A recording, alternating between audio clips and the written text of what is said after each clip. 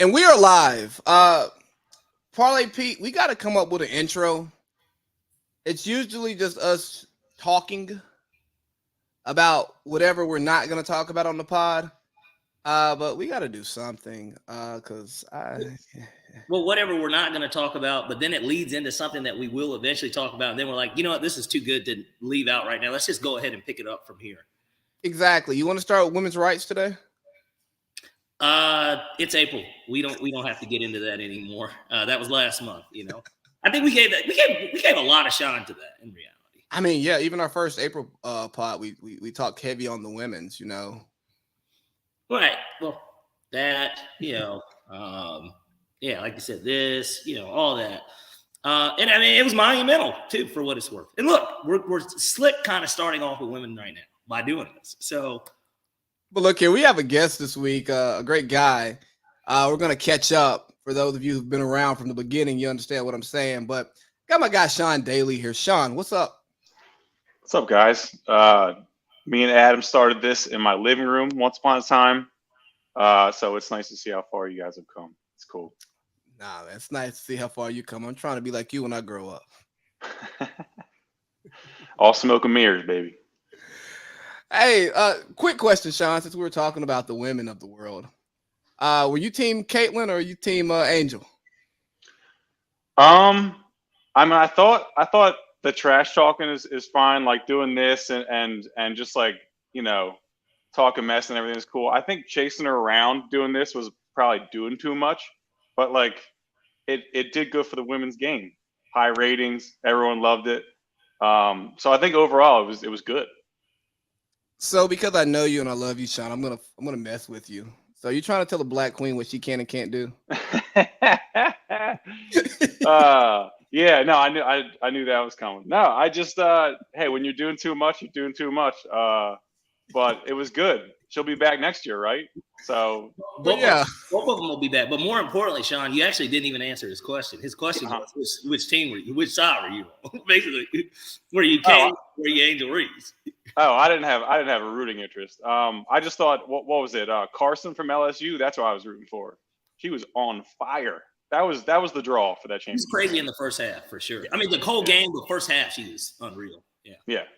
All right. Well, we're here to talk about the big leagues now. But before we get into that, hey, we got my guy Sean Daley here, Fansided, formerly of Fox Sports San Diego, did some time with the Chargers. A That's Philly what it guy. was, doing time too. Sorry, continue. What's up, man? It's going good, man. It's going good. Currently just producing podcasts, the occasional interview. Hoping the Shaq interview comes around. That usually comes around every year around playoff time. So so hoping for some new big guests. So at one point, when we were working together, you wouldn't brag about what you're doing. I want you to brag about what you've been doing for let's say the last 5-7 years since we've known each other, and really since we've departed from San Diego. Like I've watched you blow up. Talk about it. Like get your shit off. I mean, it's definitely a lot of hard work, and since the pandemic, it's a lot of sitting in your living room by yourself. Especially early on, it's a lot of overnights. But I mean, just to encapsulate it all, intern for 2 NFL football teams. First, the Eagles, my hometown team. That was a lot of fun. It was a Chip Kelly season, and Mark Sanchez was the QB, so I got to see a lot of weird stuff. That was interesting. And then moving out to Cali, where I met you, intern for the Chargers. That was probably more interesting, but in a bad way, just seeing how the team was ran. Got to meet a lot of cool people. Worked closely with former center Nick Hardwick, who has a real big platform now. Lost a bunch of weight. And then got to work at Fox Sports San Diego, where I got to do broadcast TV. Do a little mini documentaries. I got to do something about the San Diego Clippers. Went to Bill Walton's house, which is as trippy as you can imagine. Just a lot of cool stuff. Some ABA features, history, stuff with the Harlem Globetrotters and the Washington Generals. Then went to Golf Channel. Got to meet and talk to see, I'm terrible at golf. I shouldn't have even had the job, but who's Tiger Woods, Jack Nicklaus. That we got to talk to him for a little bit. That was cool. And now I'm making TikToks somehow. So my career has come full circle, doing podcasts, YouTube, and somehow an app made for 12-year-olds. So yeah, a lot of different stuff, from interviews to location shoots to social media. Worked all over the country, but we're back home in Philly, thankfully. So yeah. basically, you're omnipresent in the world of sports. That's what it sounds like to me. Yeah, wherever I need to go, I got to go. I actually got to go to the Super Bowl media week this past year for the first time. So yeah, it was a media row. Cool. I got to talk to Cam Smith from South Carolina. I got to talk to KJ Osborne from the Vikings. So just it's been a lot of fun. Obviously, every job is a job, and to some extent, some of it takes away from just watching and enjoying, because sometimes you're like, well, the analytics say you shouldn't go to the left. I should stop watching it like this. So just like, to some extent, it's still a job, but it's really cool. It's definitely cool. Talk a little bit about Super Bowl. So we are going on our personal dime to Super Bowl this coming year. Or in Vegas? Next season. Is it Vegas? Yeah, we're doing Vegas. Nice. I already got my permission slip signed. Thank you, Cindy. You should try to get a media pass. That's the plan. Okay. All right. That's definitely the plan. And see, I don't know how much you actually follow kind of the show on a regular basis, but obviously, even with my name down here, even though I told you what my real name is, I guess you could call this just an alias, right? But like, even for me, I'm big time out there with MGM, so I'm pretty plugged in, at least with MGM. I'm very much so plugged in with them. So I'm hoping that we can really get this thing, take it to the next level. Prior to that we can maybe be in that position to be a part of that, really, officially at least. Yeah. And if not, we'll unofficially hang out on the floors at the casinos, hit a couple night spots here or there, and we're cool enough to have conversations with random people, and it'll be fun. Yeah, either way, probably the best venue for you to just go as fans. Probably it'll probably be more fun, I'm sure. It's like you got the combine, and you got, for the NFL, you got combine and Super Bowl week where you can try to get out there and shake hands. But if you are a no-name nobody, if you're going to Indiana, they know what you're there for. When you show up to Ye Steakhouse on Ye Week and you're sitting at the bar, they know what you're looking for. So you just came to Indianapolis this week, huh? Family vacation. Right. And you decided that you wanted to eat at St. Elmo's. You're like, okay. I know you did. I saw you here yesterday by yourself too. It's like that. Yeah, I mean, there's a race here at some point, right? It's fine. I'm here for the race. It's fine. Right. I'm here for not the Indy 500, but that one that's going on. That's why we're actually in town. Now I know the Super Bowl might be going on, but who cares about that? We're here to cover this race. Speaking of races, Sean, you remember when we went and watched the horse races? Talk about a great way to spend a Saturday and smoke a cigar and get blasted. Yeah, for someone who doesn't even like cigars, like, it just was a vibe. It was fantastic. And also just a weird venue to have to get dressed to the nines for. Like, all right, we got to get dressed on our best possible clothing to smoke cigars and spill vodka all over ourselves. Hell yeah. And sit outside in bleachers. Yeah, 90-degree heat and lose all our money. Although you made money. No, I made money. You did actually make money. Yeah, I made money. I had a good day. I took it all to Hooters and then to Gaslamp and wasted it. It was gone regardless. That money was doomed. Single, mid-20s, living in San Diego. What am I supposed to spend my gambling winnings on? Tacos. Tacos at the Cube. What was the name of the horse that you bet on? Small left, tall right, or something to that effect? So it's a series of races. So every race, I would pick 3 horses. I would pick a favorite, a random, and a long shot, and I would bet all of them to show and win. So when you hit, you hit. And I hit a couple long shots.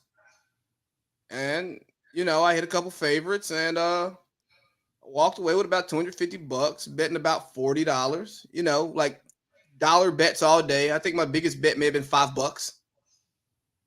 And yeah, it was a good time. Well, that's certainly not something that you would want to bet heavy on anyways, right? Especially coming into it not knowing anything about it, you know. I took the cash in my wallet and say, hey, this is all I'm betting. It's going to last me all day. Yeah, I think I had 2 races in me, and I needed money for the food trucks, so I had to cut it short of 2 races, unfortunately. But it was a good time. But we're here to talk hoops. Here to talk NBA, play-in, playoffs, regular season awards. We got Mr. Philadelphia here, Gilly, King of Philly, Joel Embiid, fuck Ben Simmons. I ask you, our esteemed guest, where do you want to start here? I mean, we can start with the MVP race. That's a logical place to start, right? I mean, yeah, you know, three-time MVP coming up. The Joker. Or maybe Giannis gets his third. Is that what we're looking at? I mean, if you watch the NBA as much as I do, and obviously I can't not be biased. That's my guy. That's my team. I have a portrait of him in my closet because it's the only place my wife would let me put it. But like I can't not be biased. I watch every game this man plays. I only see primetime games that the other ones play, and then occasionally some league pass games. But just like for the sake of the league, I think it would be like it would be good to see him get one. And obviously scoring isn't everything. Led the league in scoring twice. Excellent defensive player. It just seems like after the last couple of years of coming in second, like he's bound to get one. I guess the only argument I hate that people bring up with Jokic at least is analytics this, numbers this, statistics this. It's like you guys aren't watching the games anymore. You're just going to Basketball Reference or like Second Spectrum. I just like every argument for him seems to be like some type of ratio that you look up online or something that's calculated. Like he's an excellent basketball player, but like miss me with all that. Keying on race. Yeah, and honestly, it's kind of taken a little bit of wind out of the sails. Like when I say when, I won't say when. I don't want to jinx myself like that. But if Embiid wins, it'll be a little less sweet because it's kind of just been like if he doesn't win, people are going to throw tantrums and light things on fire on TV. Unfortunately, at least in Philly, they will. Well, and that sounds like very much so Philadelphia's behavior towards a lot of things sports. And I get it, very passionate sports city. Could argue maybe the most passionate sports city, you know, in the United States at least. And so, and I've gone up there, of course. As you can see, big Falcons fan, have been my entire life. I got to go up there the last time the Falcons were in a playoff game. And I went to the game by myself.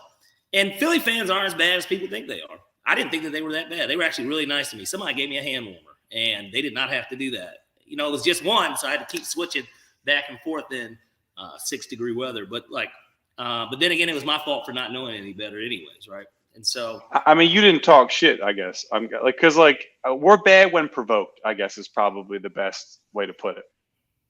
I drank a pint of Hennessy on my way in.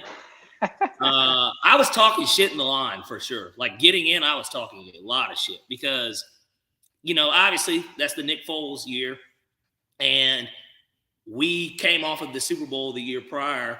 And I know we're getting away kind of from basketball with this story, but I always feel like I have to tell it just because you're a Philly guy. But you know, I'm talking a lot of shit going in there, and even when I sat down, I always picked to sit close to the 50 first 7 rows behind my team, because I know that that's typically where a majority of if it's not going to be Falcons fans, it's the wives, you know, the parents, the brothers, the people who got to go to work in the morning and don't want to go to jail.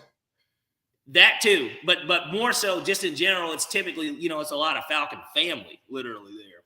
And yeah, the Eagles also don't have a special room in the stadium for families either, as we found out with that weird end of season report. I don't know if you guys saw that. I saw it, but I didn't read about y'all. I just read about the Falcons having a terrible training facility. But yeah, keep going. Sorry, no family room for us. But continue. Yeah, it was, but no, it was an experience. I only had one kind of fucked up thing. It was halftime. We were up 10-9, and no, I'm sorry, we were up 10. No, yeah, no, it was 10-6 or 10-9. I forgot, but like we were up, and basically you go into the bathroom, and when you've been drinking a lot of alcohol, and I was drinking beer. One of the plus sides is that your beer never goes flat; it always stays cold while you're out there. So that was kind of like a plus. But, they're selling these like 20-ounce kind of type cans, 22-ounce cans, and that's pretty much what you're drinking. So I had to piss, but you don't want to miss any of the action. So, of course, I go up at halftime like most people do. And, sometimes when you got to piss, you're kind of like you're dancing a little, like your legs are like you got to piss that bad. That's what I was doing. And somebody in the bathroom basically told me to stop fucking dancing. And, I'm telling them I'm not fucking dancing. I'm like, bro, I've got to fucking piss. I was like, y'all need to hurry the fuck up is what needs to happen. And then he's just like, don't do that shit. Like, but then there's some Falcons fans that came in right behind me too. And they're just like, just fucking use the restroom, man. Like, so, and then a group of us kind of huddled up out there. We for sure thought we were going to win that game, but then Julio didn't catch the ball. And right before the half, there was that bullshit, what should have been an interception by Keanu Neal that really turned the game, because if we get a field goal there at bare minimum, we're talking about that's a whole 6-point swing. So, and obviously we ended up losing by 5. So, if we get that field goal even and everything else, I don't know. It works out to where we win the game, basically, as long as everything goes the way it goes. But yeah, toughest game we had all playoff run. Yeah, which is even crazier. You beat the shit out of Minnesota, which I think we all kind of knew they were going to lose. And then, of course, New England, you're pretty much leading that game the entire game, God, it was hell. That was a hellacious playoff run. I'm at the bar watching the game in a Michael Vick jersey. And it's one of those days, Sean, it's one of those days, and Parlay Pete, you've had one too, where you go out to PB for brunch and day drinking. Mm-hmm. And then brunch and day drinking turns into, the game comes on in an hour. Well, we're not leaving now, or you're going to eat dinner here. And then that turns into, playoff football. You watch the 2 Saturday games. Well, we're going out tonight. We're just going to start the night at the bars at 10 instead of like 11, I got on the Falcons jersey and people are talking shit. Either they're talking bad about Michael Vick because what he went to prison for. And they're just talking, I can't believe the Falcons lost like that, man. Just like the Super Bowl, man. Going through all that stuff. And not clutch, can't get it done. So I end up going to Urban Outfitters because there's an Urban Outfitters in PB. And I get the Britney Spears hoodie. That birthed the Britney Spears hoodie that turns a lot of heads and has random white girls going up to you. It's Britney, bitch! You're like, okay. All right. It's a dope hoodie too, though. Oh, yeah. No, I love it. It's one of my favorites. I figured you went to a concert and got it. I didn't know you got it from Urban Outfitters. I would never go to a Britney Spears concert while she was under her conservatorship. I would not give her dad her money that she deserves, even though he needs to get that back because she's. But back to MVP.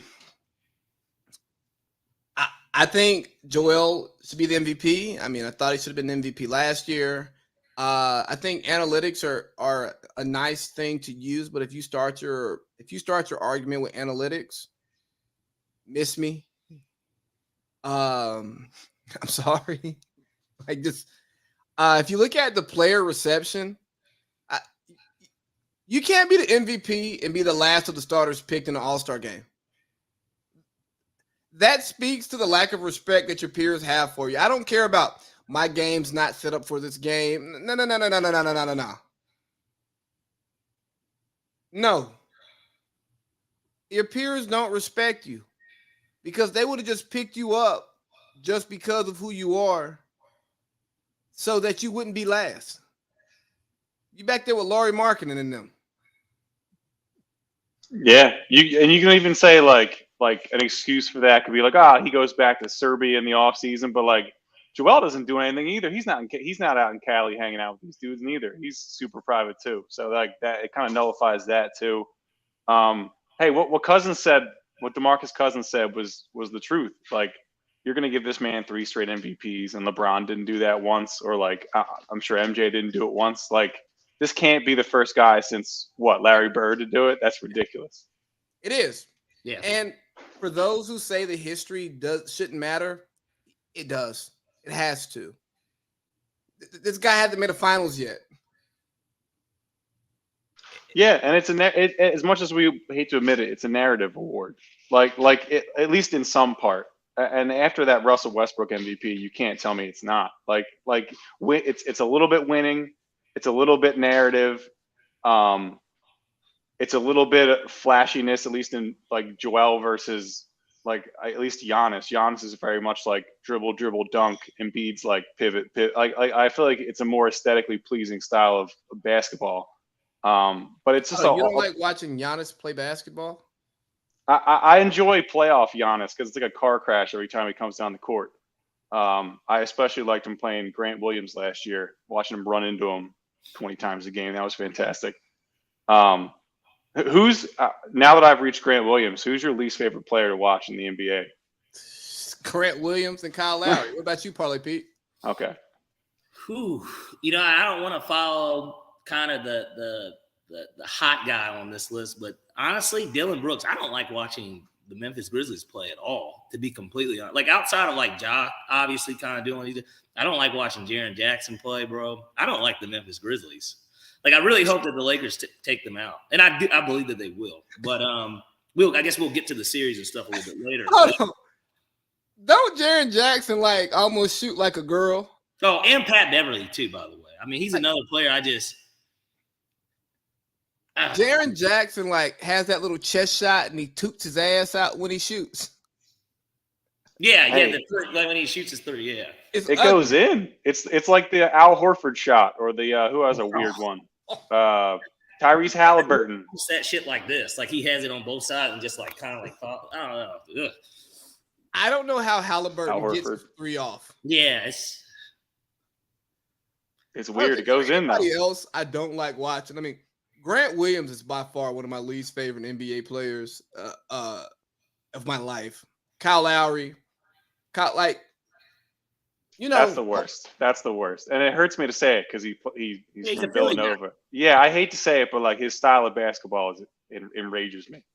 Well, because he's the only guy that will take a charge in the All-Star game. You know, it's just like, bro, get the fuck out of the way. Should the NBA get rid of the charge? No, not the offensive foul.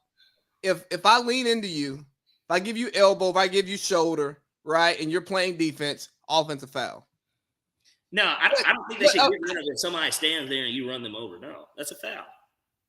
But if I'm making a basketball move and you just come stand there in front of me, there's nothing athletic about that. Take that out of the game. It's a health risk. Keep it in the game. At the end of the day, that's the glory of it, because that's how you can go from it being a foul to a blocking foul. If their feet aren't set, then it's going to be a foul on them. So, I mean, first of all, you got to be willing to take the hit, right? Like, there's some guys that aren't willing to take the hit. That's why we see so many posters where guys, they're like, shit, it's too late. Like, I can't take a charge, but I also really don't want to be in this poster. So let me just get out of the way, you know? Business decisions. Yeah. So do we all probably Pete? Who's your MVP? So I actually lean more Giannis, and here's why. I think Embiid's gonna get it, and the reason that he's gonna get it is kind of like what Sean was just saying, and you as well. That more narrative based in a weird way. Like, I mean, I think that any of the 3 could realistically get it, but I think that it's more of a narrative because he hasn't gotten one, that they're feeling like they need to give it to him. But I mean, I've got the numbers pulled up here, and this is why. One, the Bucks have the best record in the NBA. Chris Middleton basically has been non-existent all season. He missed half the year, and then when he has played, he's come off the bench and just hasn't been the same guy. Granted, Drew Holiday has looked a hell of a lot better this year. This might be the best Drew Holiday's looked. And maybe since one of those years, or maybe even Philly. You know what I mean? Like, yeah, Drew Holiday's been exceptional this year, but they still kind of play without him. And, Joel Embiid still plays with a former MVP in James Harden. Tyrese Maxey, obviously, is a walking bucket. Tobias Harris is still a guy on a $180 million contract. Doc is the coach. But I mean, and none of that stuff I guess necessarily matters. But if we even break it down statistically, if you look you said Doc is the coach. I think some would say champion. I think some might say that's more reason why you pick Embiid. Look, he plays with a former MVP. But regardless, let's just break it down this way. And these are petty ass stats, but Joel Embiid averages 3 more minutes a game than Giannis. Giannis only averages 1 less point. He has a higher field goal percentage. He averages more rebounds and more assists. And like I said, they have the number 1 record in the league, not just the East, but the league. I don't see why you don't give it to him, especially considering prior to this season, Chris Middleton has been looked at as his 2. You know, Drew's a great player, obviously. And like I said, he's probably going to be an all-NBA guy this year, but certainly all defensive, like first team more than likely. But I don't know. I feel like Giannis, he's doing a little bit more success. Like Philly, and this is just from the eye test. I just went over, statistically how you can look at it. But even just eye test wise, like James Harden's taking like kind of a back seat. He doesn't play nearly the same type of basketball that he's played prior to this. And maybe that is why Joel is able to still continue to be the leading scorer in the NBA, like for 2 years in a row, because James Harden's the one that's taking that sacrifice. But I don't know. James Harden is still an MVP. He's still a guy that's averaging 22, 10 and 6. Like, you know what I mean? Like those are James Harden's numbers. And I don't know. I feel like Giannis is a little bit more efficient. And like I said, if we want to bring winning into it, they do have the best record in the league. I think what probably hurts him the most, because he's obviously, I think he's probably a superior defensive player to Joel also. Not by much, but I think at least in resume only. Yeah. And probably in conditioning, to be completely honest. But the Bucks supporting cast is awesome. Like if we're not talking about narrative, he's already won 2 or 2 in a row or however many it was. Besides that, it's really just like best Brook Lopez season I've seen in a while, best Drew season ever. I think best Bobby Portis season ever. I just like they're killing it. His supporting cast is killing it, minus Middleton, I think. Yeah, and I think that's fair to say, because I think I saw a prediction of the All-NBA first defensive team, and we're talking the Bucks are going to have 3 guys on the first team with Holiday, Lopez, and Giannis. And a lot of people think that Lopez is going to win DPOY. So I can see how that would be true, because Philly doesn't have a bench, which is why I guess Maxey kind of, when they made that move to have Maxey come off the bench, it made a lot of sense. Of course, he could run with the second unit. Of course, crunch time, he's always going to be on the floor with the guys. And they can, set up their lineups to where, he's in with them too, but he also is coming in and is pretty much providing all the scoring boost, for that unit, because it is a weak unit. So, I mean, I can agree with that. And even, what's my man's name? Grayson Allen. He's played pretty well too. I mean, Milwaukee definitely has this team that's more complete, for sure. Absolutely. And then just real quick, the Tyrese to the bench thing probably only didn't work because he's just not good enough as a passer at this point. Like when you have someone who comes in as a 6th man, like someone like Lou Will, who can catch fire just like Maxey can shoot it, but like Lou Will was a great passer, and even so was like Jamal Crawford at some point. So like his creation skills aren't at the level just to be like a microwave off the bench. He's so much more of a 2 than a 1. Yeah. While those other 2 were kind of combo guards in a sense of, yeah. I mean, obviously Lou Will is 6'1", because what is Maxey's like 6'2", or is he 6'1"? Yeah, he's one of those guys who's listed as 6'2", but it could be compared to everybody else, but he looks small. Yeah, but he gives you more of this I'm a 2-guard vibe as opposed to I'm a combo guard, or certainly I can run the 1 like effectively, like with anyone. Well, you know who the real MVP is this year, right? DraftKings and FanDuel. Kevin Durant. He's All not right, going to win it. Go for it. He's not going to win it. He didn't play enough games. But when he was playing with Brooklyn, contender. The Suns were not having the best season. He gets there. Guess what? They're a contender. I don't feel like looking up his win-loss record this year, but it's nuts. And it's like let me see. Let me find Kevin Durant win-loss. Well, and while you search that, I'll go even more to, I guess, at least support that argument. I mean, we just saw it with Kyle Kuzma and Spencer Dinwiddie, what they were just going back and forth about. Kuz brought up the numbers. He said, yeah, you're on a playoff team this year because Kyrie and KD basically won enough games before they were gone for you guys to make it. Since you got there, you guys were 7-13, which I'd like to think that Philly should sweep them. The Nets will probably get one, but like Philly probably should sweep them. If Philly wants to be taken for real as a contender, they should probably. Kevin Durant's 34-13 this season. Let me see. On 36-5.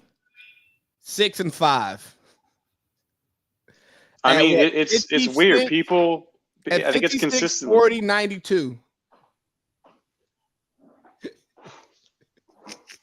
He's averaging 36 points a game this year. No, 30 points. 36-5. Okay. Yes.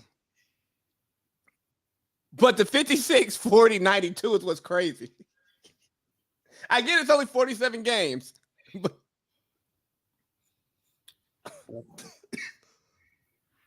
you know how. Go ahead, Sean.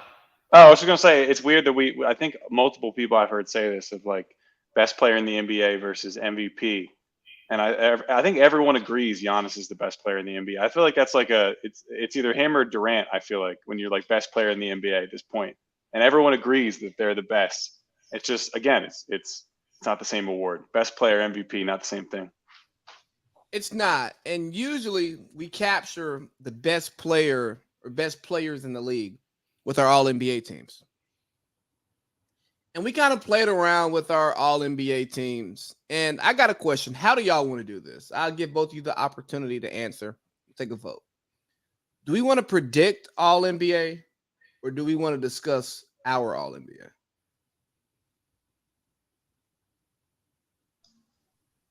Yeah, because they're definitely two different things. Because Luka's getting first team, and that's not in my prediction.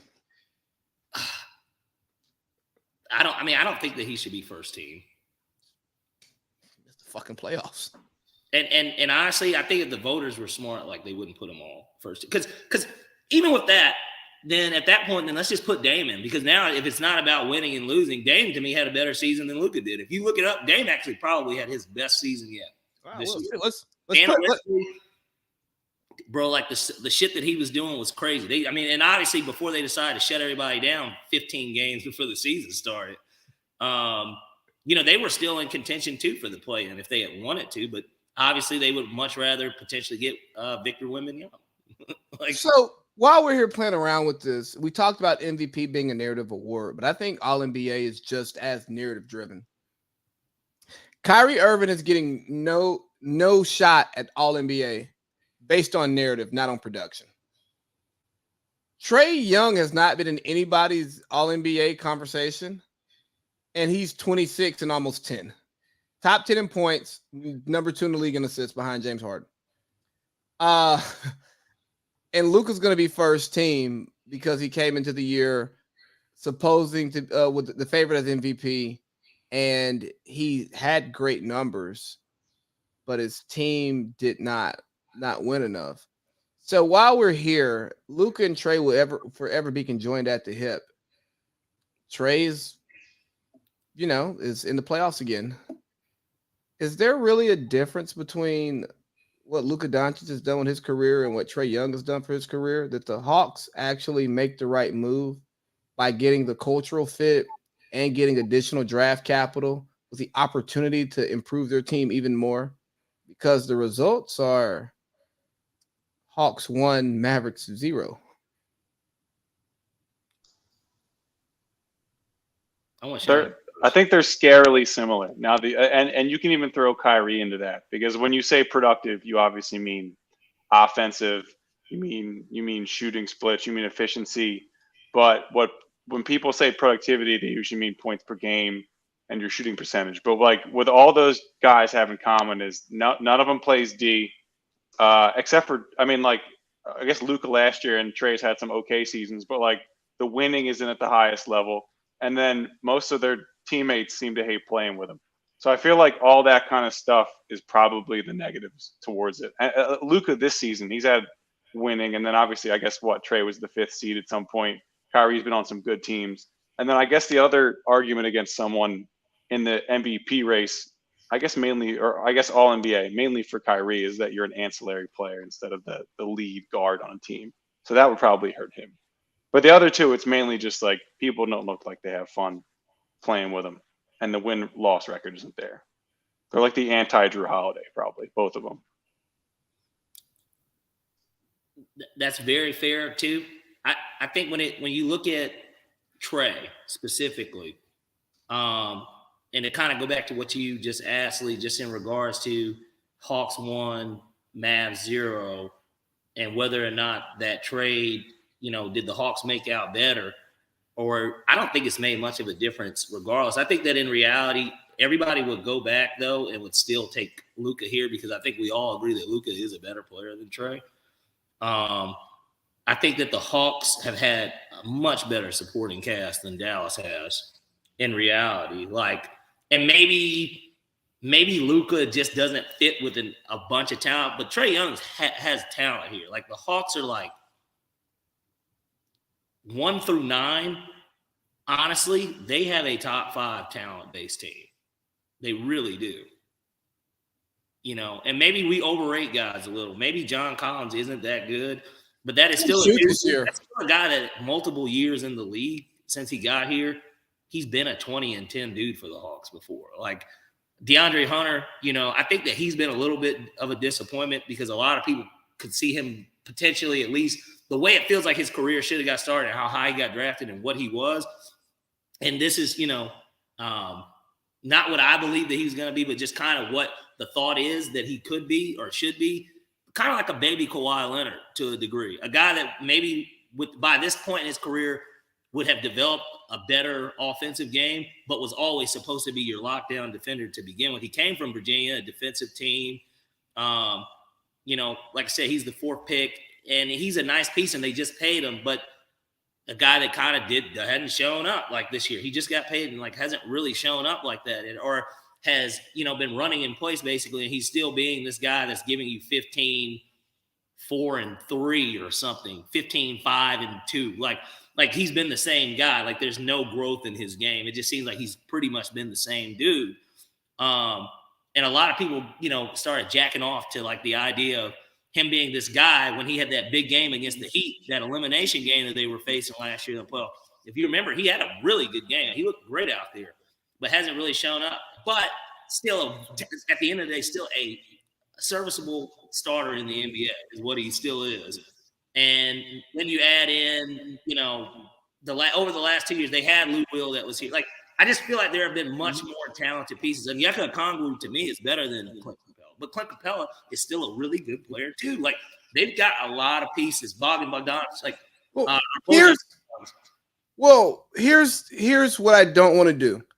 I don't want to knock Trey. Kevin Huerter.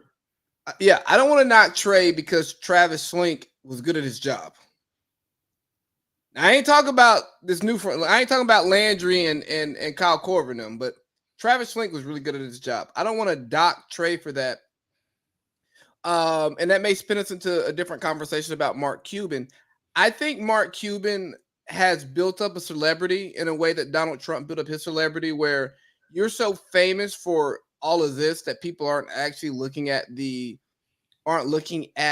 what you're truly here for. People talk about Trump being rich this, rich that, because his face is everywhere. You're fired, Trump Tower, and this is pre-presidency, right? But then once they started to look at his money, he's not as cash rich as you'd like to be. And he had a great starting point. And from that starting point, he didn't really make the best financial decisions to get him to where he should be based on where he started, right? Mm-hmm. Mark Cuban gets a lot of credit for being gifted Dirk because people weren't sure about Dirk when he drafted him. And then getting Luka Doncic, and mainly Dirk having a 20-year NBA career and finally getting that ring in 2011. But The Mavericks have been one of the most disappointing franchises of my basketball life. At one point, you got Michael Finley, Steve Nash, and Dirk Nowitzki all in their prime. You're winning 60 games a year and you can't put it together. Then you let Steve Nash walk for he would have taken less to stay with you, and you let him walk, and then he goes and wins back-to-back MVPs in Phoenix. And he's but go ahead. Hey man, look here. The award's the award. We can't rewrite history. Man, they were questionable even at the time. Then you let Jalen Brunson walk for damn near half of what he's getting now. And there's an argument that he's an all-NBA player this year.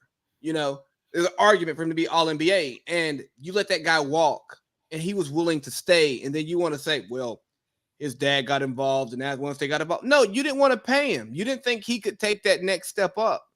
So along with the other off the court stuff that's happened in Dallas, we got to stop putting Mark Cuban in that same conversation with these owners, other owners, just because he's a cooler celebrity. He's on Shark Tank.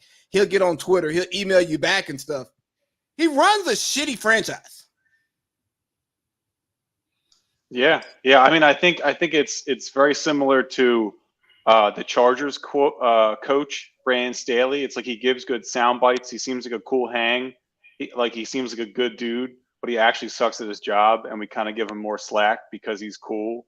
And also excellent comparison between him and Trump. I think that's perfect. I also think it's when you go back to the players, it's not so much even all of that as much as it's also their style of play, which is like maybe the issue and maybe the same. Like they couldn't be more different body type, but they're high usage. They don't like to give up the ball. They don't like playing off ball when you talk about Luka and Trey. And a lot of that's also like the organization probably babying both of them, because at this point, probably NBA teams are just terrified they're going to make them want to leave. But yeah, Dallas, I guess the microcosm of all that is Dallas has had such trouble getting people in the door that they had to beg DeAndre Jordan not to go back to LA. Like that's a rough state to be in. Like when that's the guy that you're like, this is it. This is the big fish. The supporting cast has been really awful. It's also one of those where like when Luka and Trey both made it to their respective finals, it kind of both felt the same in that like this feels a little fluky. Like this feels like a flash in the pan as opposed to like, oh, this feels like long-term success. No, this isn't going to happen again. I think even in the moment, I think we all kind of felt that. Yeah. No, I bought in because I went to a Hawks and Sixers game, the one we lost. Actually, both of us were at that game. When John Collins put Joel Embiid in a body bag and Ben Simmons tucked his tail. You mean John the Baptist? Huh? You mean John the Baptist? That's what he had on the shirt. Like he has the shirt just like John the Baptist. And Trey was hitting like logo threes to like send the crowd into a frenzy. I bought in because I also went back for game 6 against Milwaukee where Giannis was out and Trey's ankle was the size of my forehead. And Cam Reddish decided to drop his nuts and have the game of his life. And I go, oh, bro, if Trey can come back healthy for game 7 and Giannis is still out, we're going to the finals, baby. I bought in. I'm not going to lie to you. I bought in. But I also thought that Trey would shoot better than 30% from 3 moving forward. And we wouldn't be an 8 seed 2 years later. So it was definitely more flash in the pan for sure. I mean, it's a one-off kind of like this anomaly, especially because when you look at the franchise. Now, Brandon, Dallas has two NBA Finals appearances prior to that, right? Now, obviously, they had one of the – I want to be careful with the way I say it. One of the 15 greatest players of all time in Dirk Nowitzki. At least I put him in my top 15. Certainly the greatest international player of all time. I think we can agree on that, right? That Dirk's the greatest international. Top 5 player of our basketball. Olajuwon, of course, I guess because he will be looked at as an international player. Tell you what, he's one of the best that I saw because I didn't see a King play. So, Giannis versus Dirk will be an interesting argument at some point in time. Not now, but eventually. Yeah, Jokic and Luka too, and Joel. It's gonna get. There's a lot. Giannis. I mean, there are a lot of guys, but I'm just simply saying, prior to he's Dirk is Dirk, right? And he had the most legendary finals run ever. I don't think anyone can touch that 2011 run that he had and who he knocked off and the way they did it. No game sevens, no man, come on. But yeah, if you look at the franchises and their trajectories, like for the Hawks, to me, it was always super duper flukish because even though we had been to the Eastern Conference Finals, in what was that? Was that 20? That was 2012. 13, no. 2012. You talking about Braun Cleveland? Yeah, when we got swept. So I was like 2015. Yeah, I'm tripping. 2015. Yeah, 2015. I'm 62 and 20. Yeah. Well, we had the perfect February or January. I don't remember which one. Either way, we went perfect because the whole team got named like player of the month. But either way, Atlanta doesn't have that type of success. So I knew from the get-go, I was like, nah, this shit's fluke as fuck. I just hope we capitalize on it. You know what I mean? Because, we're not here for a long time. We're here for a good time. And that's pretty much kind of what it always is with anything Atlanta sports. We don't have anything that's consistent like that. Braves, you stop it. Well, yes, but here's the thing. And even them, up until us winning 2 years ago, gosh, which is so crazy now that was 2 seasons ago. But up until then, think about what the Braves were. They were we're going to win the division every year, and we're just going to lose in the divisional. For the longest. And even in the 90s, everybody could say that they're basically just the Buffalo Bills with one title. That's what they are. They probably left a lot of, One more than most. They did, but they should have won more. And, that's going to be the thing that always follows them. But, yeah, certainly now the Braves, we can actually get behind this and know that they're a consistent contender for sure. But, just saying in general, that's just the way of Atlanta sports. So I feel like with Dallas, it maybe was fluky because of how talented the West is and how the West has always been looked at so superior to the East. Because for the longest, until LeBron came to the West, it was, well, LeBron's going to be coming out of the East, and then it's a gauntlet of teams out here in the West, and we don't know who's going to do it. So you can look at Dallas's as kind of being fluky too, but theirs was more fluky because of the supporting cast, because Jalen Brunson was the second best player on the team. And depending on what you thought of Jalen Brunson prior to this year, like me, I didn't think that he was worth the money that he got paid by the Knicks. I think the Knicks made a fantastic decision. But who knows? Maybe he's just having a fluke-ass year. I don't know. But what I do know is that they did make a mistake by not bringing him back. And it's definitely biting him in the ass. And I don't think that Kyrie's going to be back. They got to almost, in a weird way, they're going to almost have to blow that thing up. They can finally get DeAndre Jordan this time, though. Well, right. Well, because certainly the Clippers aren't going to fly out to Dallas and lock them in a room and tell them that you're not leaving until you come back to the Clippers. They're lucky. They're lucky. Me too isn't what they are now because DeAndre Jordan would have got let out of that room there, buddy. But no. On a serious note, Mark Cuban started tanking when he traded for Kyrie. He got off the Dinwiddie and Dorian Finney-Smith contracts for the bigger Kyrie contract, but it's expiring. It's salary dump. And then when you sit Kyrie and Luka at the end, when you have a chance, salary dump.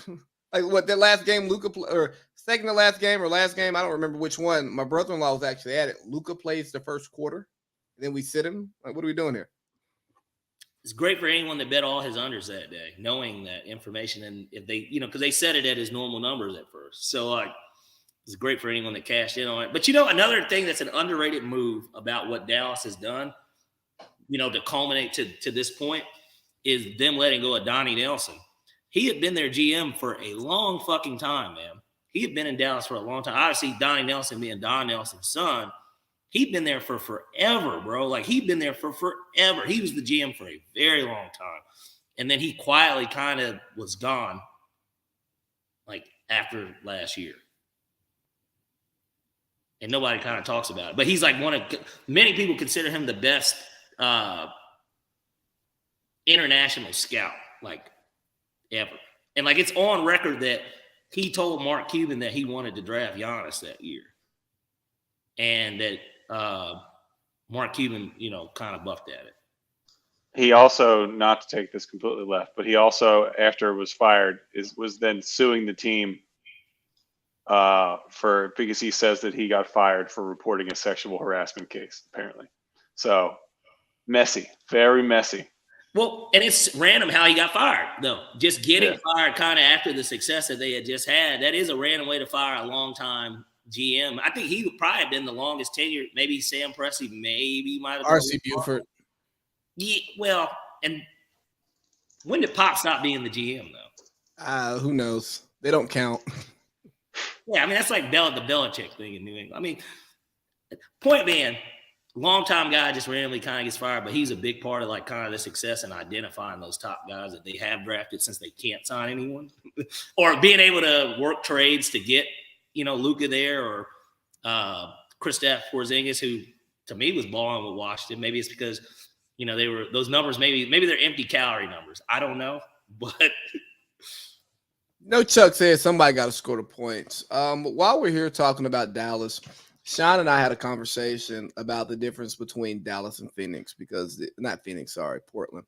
The NBA is going to launch an investigation into Dallas and charge them draft picks and money that Mark Cuban's going to write off for their tanking efforts. We'll go to you, Sean, because we disagreed a little bit. Like but I came around. So let me tell you, I came around after thinking about what you said. But what Dallas and what Phoenix did is one and the same. One became more obvious, but where do you stand with tanking and how do you feel about it? I mean, because you are a product of the process. Sure. At least in a city like mine, where I think this is very different from where we live in California, where it's so nice that no one cares that much about sports. But like in Philly, like it's a religion. So like no matter how bad of the team you're going to put out there, we're going to make them like folk heroes. My friend JC has a joke. He goes, Sixers legend Tony Roten, or he'll be like, I don't know, like another player from that era, like Sixers legend Hollis Thompson. Like people from that process era, we found a way to make it entertaining regardless. We found a way to buy jerseys. We found a way to root for these guys. And I guess we're a sports town that understood the greater good because we understand the game as a whole. But it definitely exposed a really big flaw in the NBA system, and I think they've not completely cleaned up. But if you think about the prospect that's going to go number one this year, like Wembanyama, that's probably like one of the most highly touted. That's one of the crazier prospects we've seen at number one ever, at least in my lifetime. Like some 7'5" guy that can do it all. We probably should have been looking at what Waistline's that big. I don't want him. I mean, maybe it's good he can't put on weight for his eventual foot injury. But it's just one of those things where if you look at how crazy this prospect is going to be, talking about Wembanyama, the play-in tournament has worked in terms of making less teams tank. Like obviously there are some teams that were tanking from the rip, Spurs, Pistons, Rockets, who didn't even try, but there are always going to be teams that do that. I think the play-in tournament worked, making it so maybe 2 to 3 less teams tank. Which is why when we're talking about the Mavs, like they made it too obvious. That was the difference between the Blazers and the Mavs. The Blazers did it quietly, they did it politely. The Mavs basically announced to everyone that like, fuck the playoffs. Like let's get a draft pick essentially. Let's have a shot at getting him. Yeah, exactly. Even if it's this low of a percentage, we still have a chance. Let's protect our they had like a top 10 protected pick that they traded away. Yeah, they're going to lose. Yeah. Right. So I think that was the issue. But at the end of the day, Silver's measure of the play-in tournament has worked to combat tanking. I think it would have been a lot worse this year with the prospect of number one. But it's never going to be zero. So I think it's a little ridiculous to act like you're going to investigate them when like the Sixers did what they did or OKC has done what they're doing. Like it's just like we can't even use the word rebuild anymore. It's reload. Like it's semantics. It's optics, as you love to say. So I think it's ridiculous. If they dock them like a second round pick, fine, whatever. But like, come on, we all know what we've been watching. We know who's been tanking. We know who's not tanking. So what the Mavs didn't value a chance to get destroyed in the first round. I mean, I just thought it was a little ridiculous. Yeah, it is, and I don't think it's even that big of a deal. Because even if they did put up the fight, the Thunder still ended up winning the game that they needed to win, which would have knocked them out anyways. And at that point, you could say we just didn't want our guys to get injured, because who's to say that Luka Doncic doesn't tear his fucking ACL and then he's out for the next year, and then he's coming off an injury, and then his value's down. Plus, he's going to want to leave anyways because the team clearly is headed in the wrong direction. So they probably saved themselves a lot of headache by just saying, "Look, guys, we're just going to let this thing ride out, and we'll reconvene." Before the draft and during free agency, and so I don't have an issue with what it is that they did. I do think that Dallas is in such a unique position, though, as opposed to Portland. Like with Portland, they gave up so early in a weird way. Like when they just started shutting guys down, and they kind of had actual injuries too, but like they just shut Dame down like altogether. Dame missed like the last 12 or 13 games, and they were still 3.5, maybe 4 games out of that 10 seed. But I also do like in kind of what you said, it has less teams because of the play, and you have less teams doing it. Look at a team like OKC, who now obviously tomorrow night's got a legitimate chance of making the playoffs. Coming into the season, especially when Chet went down before the season got started, a lot of people were like, damn, they might have a chance to get Wembanyama too, and or be able to trade, if they want to trade Chet or do whatever they want to do, they're going to have so many different options. But it's even worked to their advantage that they're winning right now. They've got one guy that they're paying, and that's Shea. Outside of that, they got all this cap space. They look good. They're a young team. They got Giddey. They got Giddey. They got Jalen Williams or J-Dub. That one. They've got like 10 first-round picks over the next 4 years. They are cooking with grease. They could go out and sign a guy like Vooch this offseason, right, and add him to that team, because he's not a guy that is like, oh, I have to live in LA type shit. I feel like he's a guy that would sign in OKC if they pay him. Russell Westbrook will be a free agent. He could easily come back if he's okay with accepting his 6-man role and be on that team too. Go back to OKC, just finish his career out there. And look at that team, though. I'm just saying, just something as simple as that, that's a team that could be okay, I see that they're doing some shit. And then if Chet is a 20-10 type guy, which many believe that could be his, look, man, we get it. You want him thick. All right? You want him thick, even though you don't like Grant Williams. That's a thickie right there. Or Kyle Lowry. That's another thickie. Yeah. Kyle Lowry's built like a tree trunk. Now you're talking about how skinny these dudes are.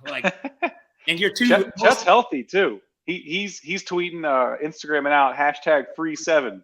I think he thinks he could play too, which is the most ridiculous part of all of it. It's basically a player being like, they're tanking. Everyone, they're tanking. So it's just I'm just saying, he is the player that they believe that he is, and they sign a dude, and then maybe, like I said, just bring in a Westbrook to be your 6-man fan favorite, greatest Thunder of all time, because he will be Mr. Thunder. I know Nick Collison's kind of got that title, but it's really Russ that got that, and he would come back, I think, and be a part of that, if he's okay with being a 6-man.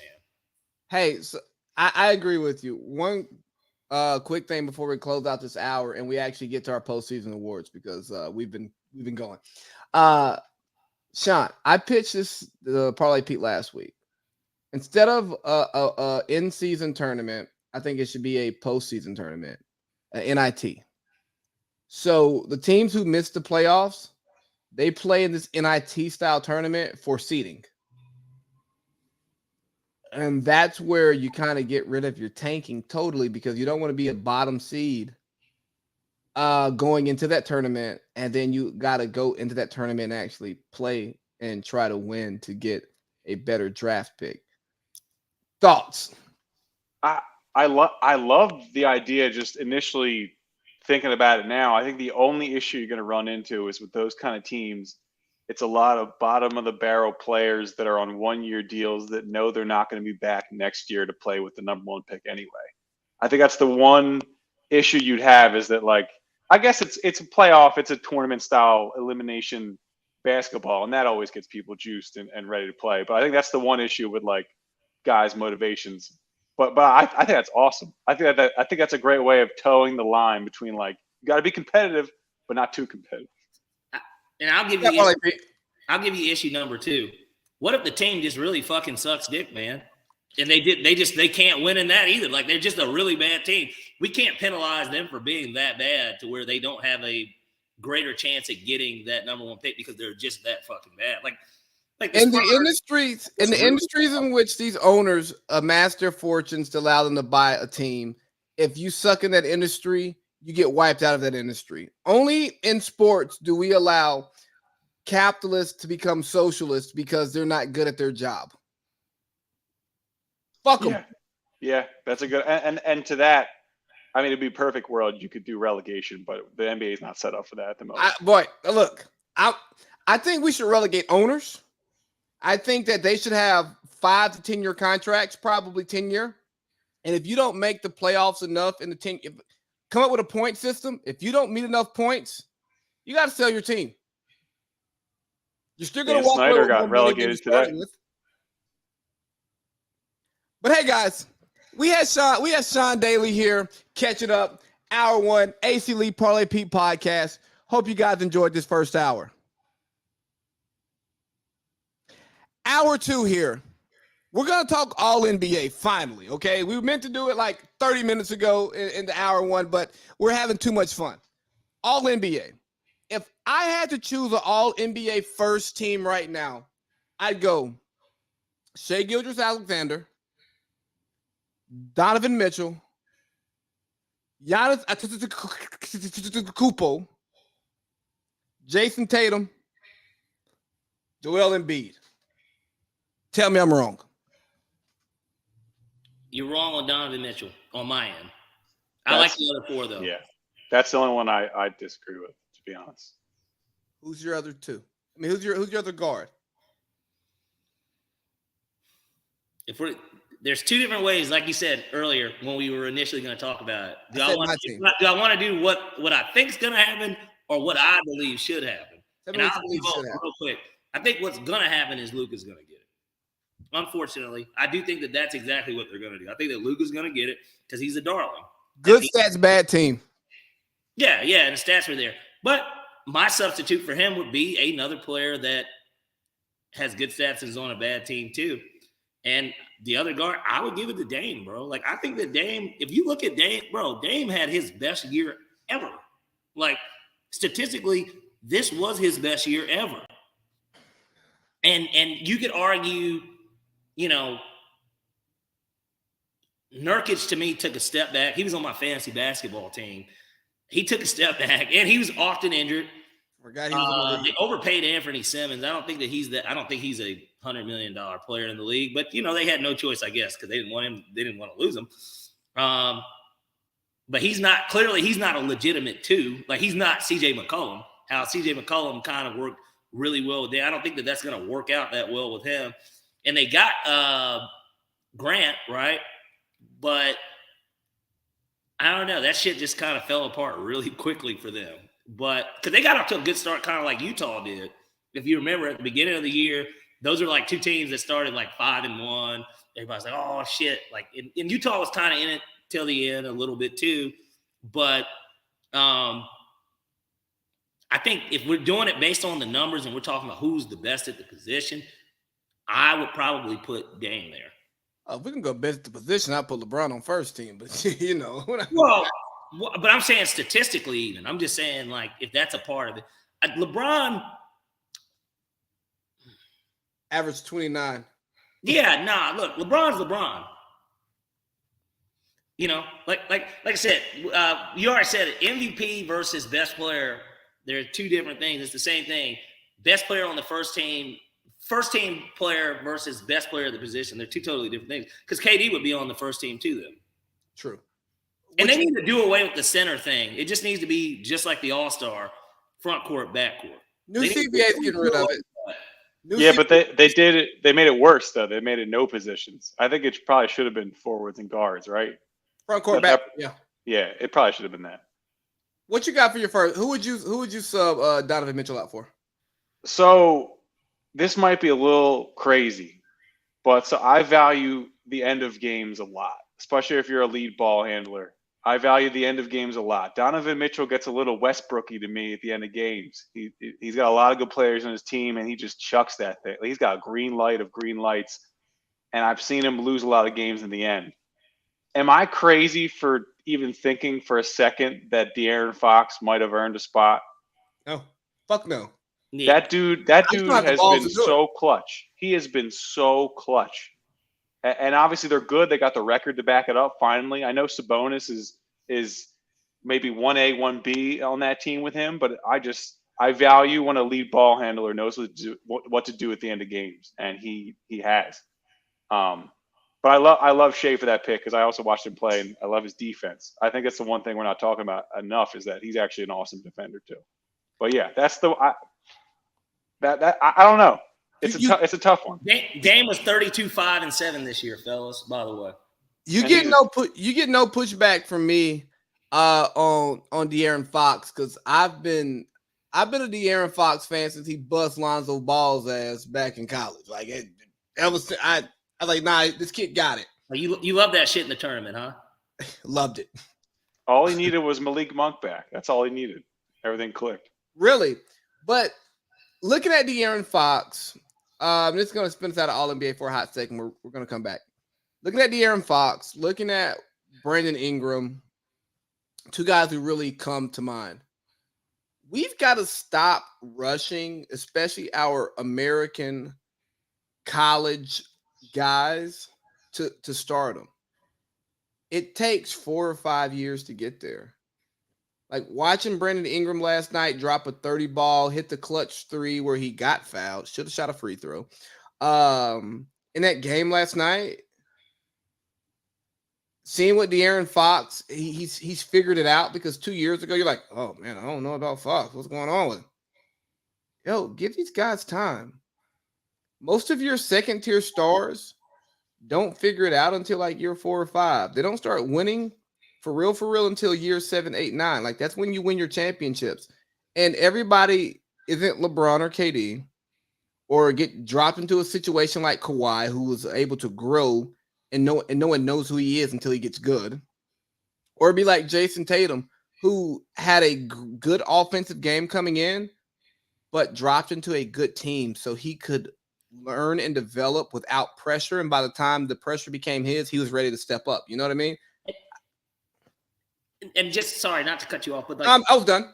And with those guys too, there's a big difference, right? Like with Tatum, he was the final piece of that Celtics nucleus. The other guys got drafted before him.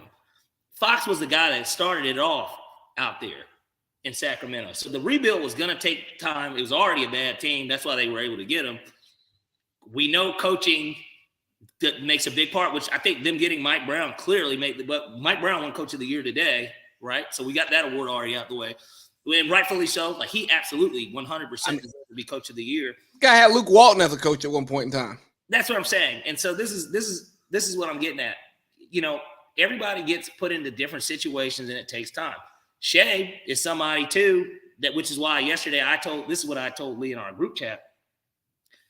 I said that I think that Shea Gilgeous-Alexander is better than John Morant, and that's just my opinion on it, right?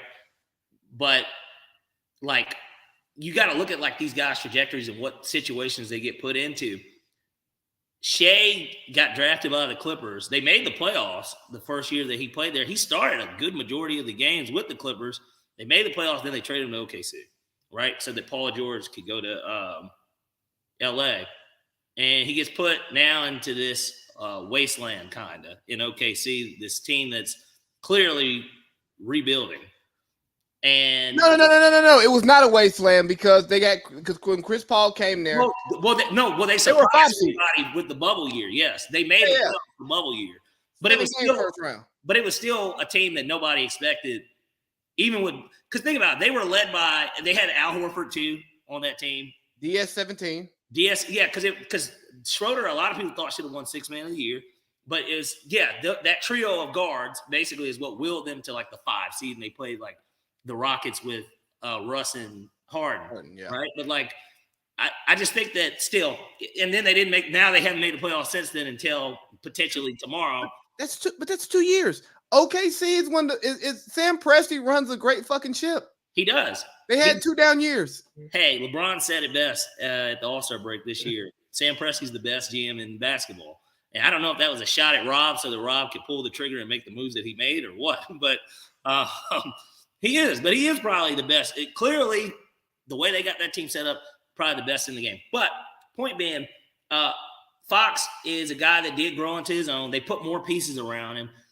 Instead of him, clearly he's not the type of guard that works well with another somewhat superior guard next to him, which he had prior to the trade for Sabonis, right? Because we look at Halliburton's a good player. He's a really good player.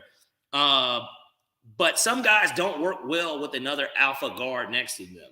And I think that he got to show that more by giving him an all-star big in Sabonis and it being more leveled out in terms of scoring and getting a guy like Keegan Murray to be this true 3, which I feel like a lot of teams lack a guy like a Keegan Murray, because Keegan Murray is going to be a good player too, obviously in the league. But like, he doesn't have to have this dynamic duo backcourt with him in order for him to show his true success and how great of a player he is, but also, as a team player, but he can also put it on his back at any given moment, but he also doesn't have to give them 30 a night for them to be successful. You know what, Sean? Thanks for bringing De'Aaron Fox into the conversation earlier than usual, because as a lefty and a huge De'Aaron Fox fan, I just love it. Let's get to second team All-NBA.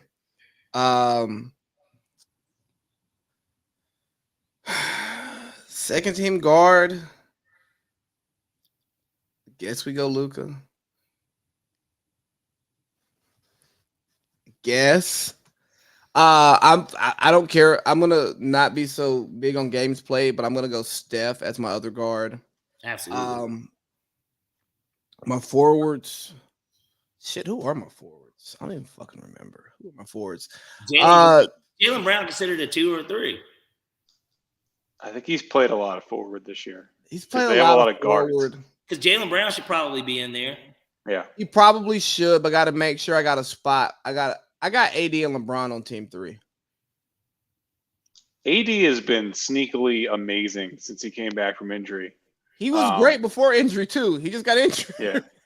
Well, he was on a streak of like missed jumpers there for a while. His jump shot didn't come back until halfway through the season. But I respect that. Let's play with this, right? Because you got your Ja Morant who you could throw out there, right? I think James Harden should be on somebody's All-NBA team. You got Jokic who's going to be on second team. Drew Holiday, Julius Randle, Sabonis.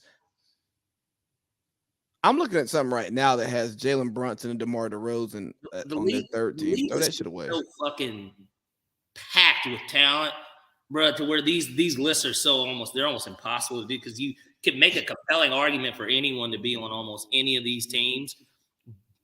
But I think if we can all agree that these two players are definitely on the second team. Jokic will definitely be the center. And maybe it's not just a consensus, but to me, I know you have Mitchell, though, on your first. I would put Mitchell probably as my second team guard, and then Steph would be the other one. Steph's numbers are crazy, too, this year. And he played in 56 games, but – like, Steph is like the reason for the season. Like, Golden State's not a playoff team without him. And that was apparent, like, when he went down. Like, they were just losing games. Like, I'm barely counting games at this point, not because I don't care. It's because, you heard what Draymond said. Yeah, we're going to be putting bums on All-NBA. But when you just see what it is and who's played so well, I just can't. How do you ignore some of these guys? There's going to be a lot of "I'm disrespected" tweets going out. That's my favorite. Of like, the disrespect. Guys, I'm sorry. It's such a tough pick. Like Josh should ideally be second team All-NBA, but he flashed a gun and went away for 5 or 6 games. So he's now not All-NBA. Does that really make sense? But look at This all team's the good. Look This at all team's the the second seed.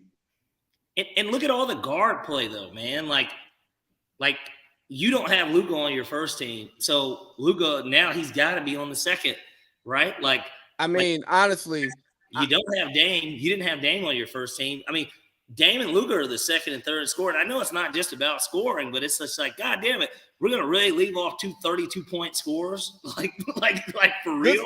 I mean, what if I said good stats, bad team? You remember when Brad Bill was averaging damn near 30 a game and he wasn't getting shit? We were like, oh no, we can't put him on the team. Why? Because of the media narrative around him. They go, OKC won one more game than Dallas. Huh? OKC won one more game than Dallas this year. Expectations. That's true too, but I guess I look at it. But like even some of Shea is media narrative, right? Well, and Shea's a better defender. I know it's split. He's a better defender. Shea plays defense. If you try on defense, you're a better defender than Luka. Why can't James Harden and Kyrie make All NBA this year? I know they won't, but why can't they? I mean, people don't like him, right? That's whether it's for one reason or another. Whether it's for the foul stuff with James, like getting off of the teams, Kyrie pick something. I don't know. It just it's writers that vote for these awards.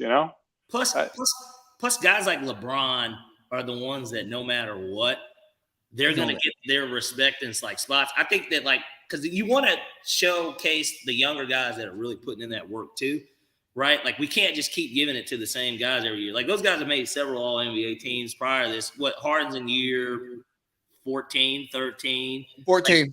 Yeah. So he's been in the league for so long. Kyrie's in year 12 or something like that. Like these guys have been making these teams. This is why guys like De'Aaron Fox can't make an All-NBA team, because every year these guys are putting up the same numbers that they always do, and we can't give a De'Aaron Fox his credit unless his team does what they do this year. So I feel like that's kind of a part of the narrative of it too, in a weird way, why guys like that can't get in, because there's so much young talent that's doing these great things, like a Shea. Like we all agreed that Shea was first team this year. Like we all agreed. Like Ja Morant is not making it an All-NBA team. Fuck the gun. Even if the gun wasn't there, they are the number 2 seed in the West, and he just still realistically was not a top 6 guard in the league. No. If the gun doesn't come out, Ja's making second team. Because then he plays more too. I think we have more. I think it also hurt that it happened the second half of the season. Like I don't have fresh memories of Ja. Like I haven't seen him play in a while. Like that probably doesn't help either. Exactly. But I want to play around with this media narrative thing a little bit, because you talked about how the Shea Gilgerouses and the De'Aaron Fox of the world would struggle to get on these All-NBA teams because of the OGs that have been there, or the Lukas who are just loved by the media because of something. I don't know what it is. And like I said, LeBron is one of those only players that will always get there. LeBron don't count. LeBron don't like. I think Luka's losing it. I think this season might be a turn for that. I hope. Yeah. Because Trae Young. But here's the thing: if we're gonna credit the OGs for having similar stats, but they usually have the better win-loss than the young guys, then we should knock the OGs when they don't have the win-loss to come with the stats. Luka has OG status already. I'm sorry, Luka is OG is in the league now. No one's talked about Brandon Ingram for All NBA. Look at his numbers. He should have been an All-Star. Like I don't think he's got. And again, back to Trae Young. He hurt a lot this year too, though. I mean, I remember that extended stretch, up until he got hurt too. The thing about New Orleans, number 1 seed at New Year's Day, they were the number 1 seed in the West. Yeah, Zion got hurt. But Trae Young, 26-10, 57% true shooting. Since when does a guy who's 26-10 and makes the playoffs not even be in an All NBA conversation? That doesn't happen. All-Star team. Well, yeah, he wasn't an All-Star either. Yeah. Because what is it? There's a record high of people that have scored over 20 points this season in the NBA. It's because a lot of people have numbers like that. That's the weirdest thing. Like James Harden's 22 and 10 and 6. Like those are crazy. And I don't think he's even going to sniff third team All NBA. And he has the top 3 team in the East. Well, hell, because he wasn't even a reserve for the All-Star, was he? He didn't even make the All-Star team himself. And so bro. And he didn't get the injury people, like when people got injured, he didn't get like the first, the second, or the third sub. Like, they're pissed at him because he left two teams, and then the fat suit. They're pissed at him because of the fat suit, and because he took less money, and they think there's some shady shit going on with him taking less money. So If anything, Kyrie deserves probably more of a benefit of the doubt than anyone for one of those spots as an OG, because Kyrie, prior to him getting traded, was on a playoff team. That is still a playoff team because of what they did. So, and they got worse when he left. His numbers didn't change when he went to Dallas. Hell, without Luka, that record that they had, that losing record, he was responsible for a lot of those wins prior to Luka even coming back to playing with them. So, to me, his narrative, of course, is going to be, because of his anti-Semitic, I guess, post, right? That's going to be the reason why he's not. Let's not call it. Let's not call it an anti-Semitic post. A movie that he posted with anti-Semitic information in it. Okay. Well, I'm not speaking from how I feel about it, but what the world looked at it as. Him posting an anti-Semitic post. Right. I mean, look here. I watch South Park, man. I am Family Guy, I'm sure. Yeah, love it. Yeah, and they're racist. Think of the Lord. Sorry. I thought you were going to play the Cartman clip. Oh. Is it screw guys and going home? I'm a cop, and you will respect my authority. He loves using that for Urban Meyer, of all people. But, Urban Meyer. No, but come on, baby, right here. Ron just said there's so many guys with those similar type of stats to where you do have to ask yourself, is he having this ridiculous season, or are we going to really just use whether or not his team was a playoff team type to measure whether or not they deserve that spot? Like De'Aaron Fox, because the Kings have been so irrelevant and they're the third seed and they were exciting, they got the coach of the year. They have to give it. Who's the best player on the team? De'Aaron Fox. I mean, Sabonis was really good too, obviously. But certainly this is a guard-driven league more than anything. So he's going to get that nod. And plus, he's been there longer. They're going to shine a light on him to get one of the spots because he's on the third best team. And he wasn't hurt. He played probably 77 games or something this year. It is 70 years in prison for a Lubbock. Sorry about that. I'm trying to get some Instagram posts, but I didn't know my volume was up on Instagram. That's all. De'Aaron Fox played in 73 games. Yeah, so he played a good majority of the season. I highly doubt any of that stuff was like rust. I mean, even a guy like Anthony Edwards, he probably won't get the looks that he even deserves. And I'm not saying he's a second team guy. I know we're talking second team, but AC averaged 5, 5, and 4. He carried the load for that team. Let's see. Yeah, he carried the load for that team to where they're even in the position that they're in, and could have very well, of course, they win a game or two at the end of the year when it's just him. They could easily be like the 5 seed themselves. So it's just, and even a guy like Kawhi Leonard. When Kawhi came back, bro, Kawhi's been lights out without Paul George. Like, he's been carrying them too. Kawhi Leonard's not going to get consideration at all for an All-NBA spot this year. Well, to circle back to, I think literally was the first point of the podcast, it's the numbers should be the second thing. It should be like, I watched it, and now I'm going – because, Julius Randle averaged, 25, 10, and 4. And there's absolutely no way he should make one of the 3 teams, because if anyone on that team deserves it, it's Brunson. Because if you watch the game, that's the guy who's the reason they're winning. So I think it's 25-point scores just aren't what they used to be, man. I don't want to sound like a get off my lawn, but it's 20. Yeah. I mean, we used to could go out with $50 and have a good night. 50's around, maybe. I'm bringing mini bottles in my shoes. And then what you like to drink. Hey, Sean, you was the king of that. Bring the flask, order a Coke. Yeah, bro, I'm still doing it. You gotta scrape the barrel, man. Either that or you gotta do what I like to do. I go where everybody knows my name. because from there, I'm not paying for anything. Now I'm just giving the bartender the money and, hey, this $100. Make sure we straight tonight. And then they're like, got you. You know, those were the days. But hey, man, look, we're done with All NBA because we're not going to pick 3 teams, and that's fine. Are there any awards that y'all actually care about? The biggest debated one, in my opinion, is Six Man this year. I think that is the most interesting one. Think it's interesting? Yeah, because you could give it to so many people. I know the 3 front runners are probably Malcolm Brogdon, Emmanuel Quickley, and Bobby Portis, more than likely. And I guess to a degree, I don't know how many games Maxey's came off the bench if he qualifies. I know you have to do X amount off the bench, but either way, those 3, that's going to be the most tightly contested race. Maybe Defensive Player of the Year too, but like, but hold on, but Six Man's going to be tightly contested amongst people that the casual fans could give a flying fuck about. Yeah, well, because if they're coming off the bench. If you don't watch some league pass or like I have, like you know me, and this is one of the glories of fantasy, which is why they promote fantasy so much. Aside from getting more eyes on the game from people that don't watch as much, you're going to actually pay attention a little bit more to who's doing what. And that award is typically given more so to, when you look at it, 2 teams that have either a guy that came off the bench that was just exceptional or on the best team, the best bench player on like the best team. Or the will. Of course, has a chance. But in reality, Emmanuel Quickley was a huge part, honestly, of why the Knicks have been pretty good too. Like there's But I would say the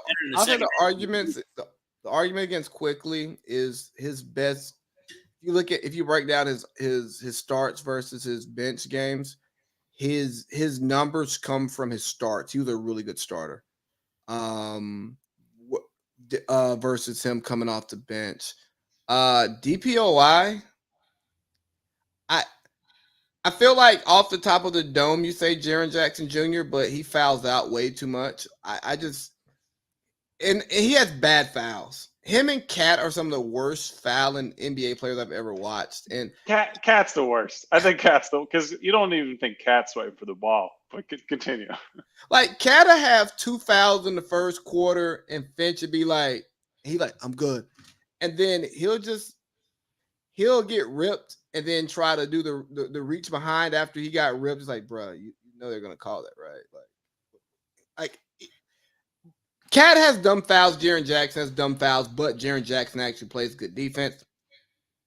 Statistically, Brook Lopez looks great on defense, but it's Brook Lopez and Giannis.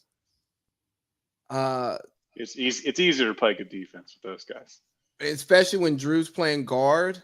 So Sean, who's your DPOY?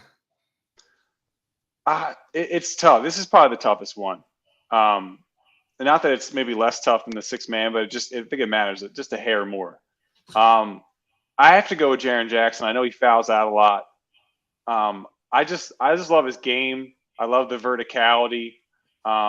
Again, the fouls are definitely an issue, but like watching my team play them, it was annoying how good the rim protection was. Like it's fun when you get to play Cat, who like when you do a Euro step, he jumps on the first step. So you just take one more and you're by him. Like Jaren Jackson, it was like, all right, maybe we shouldn't go in the paint anymore. Like him and Lopez are similar, but like playing Jaren Jackson, it was annoying. It was like, all right, stop going at that guy.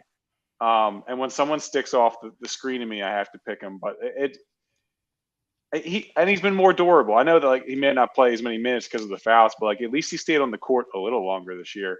I know a lot of people want to say Bam. I feel like he's like the equivalent of what Embiid has been to the MVP the last couple of years as Defensive Player of the Year. I feel like every year they're like, well, you don't even see what Bam's doing. I feel like he should at least get maybe second.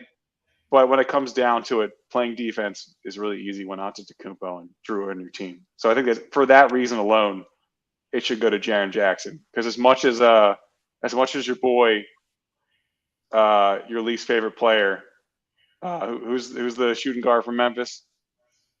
Oh, Dylan Brooks. Dylan Brooks. As much as he touts himself as a good defender, I don't think he actually is that good of a defender. Well, I'm going to assume he's going to be the one guarding LeBron this series, so I'm excited to watch it. Nice. That'll be Like your fun. leg bust. I'm looking at some leaked ballots. Little Draymond Green. A lot of Evan Mobley action. Mobley's good. Who you got for DPOY Parlay Pete?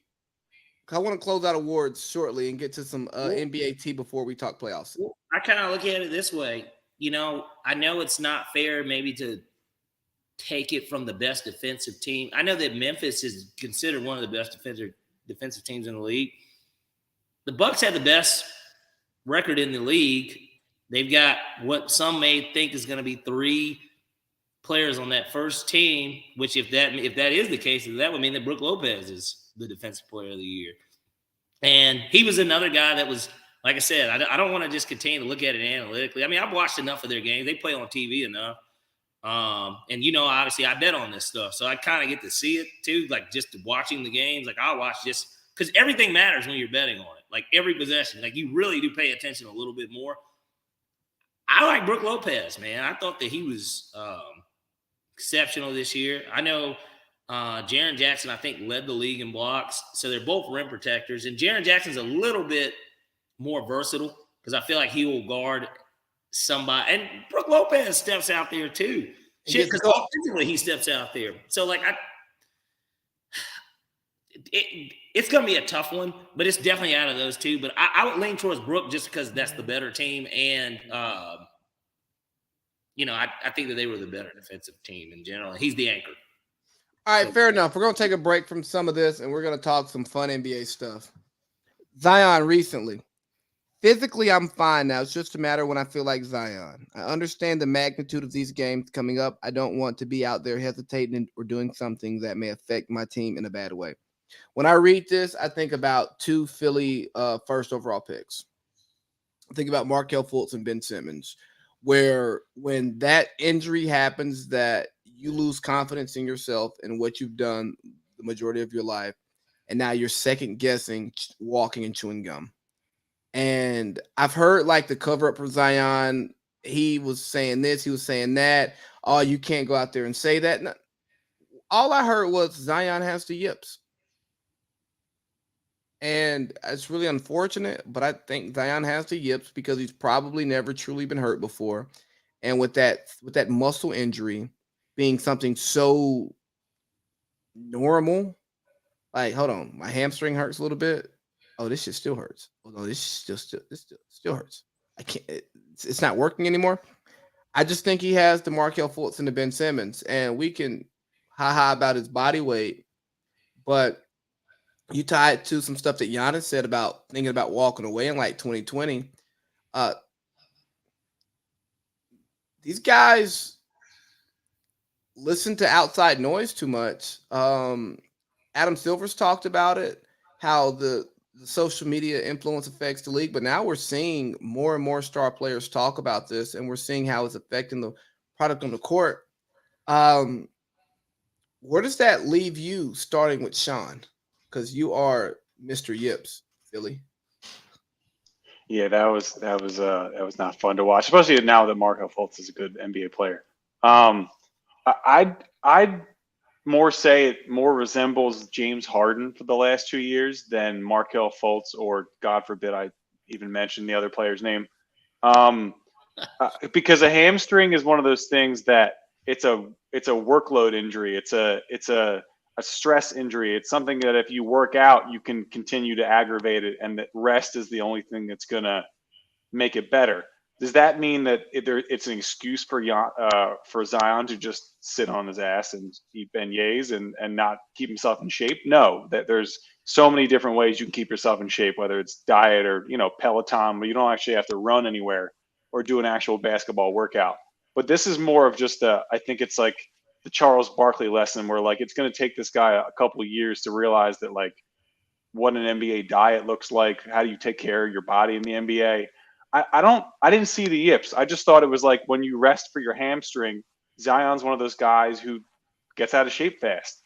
And like you don't want to be sucking wind in the playoffs after people have been waiting to see you and all year and you haven't played. So I think it's one of these guys who this is going to keep happening until he loses like 25 pounds, unfortunately. I agree. I think that I would say that it's definitely more on that end, that it's just one of these things where he's got to make this change in order for that to change in his career. It's still early. He's still got plenty of time.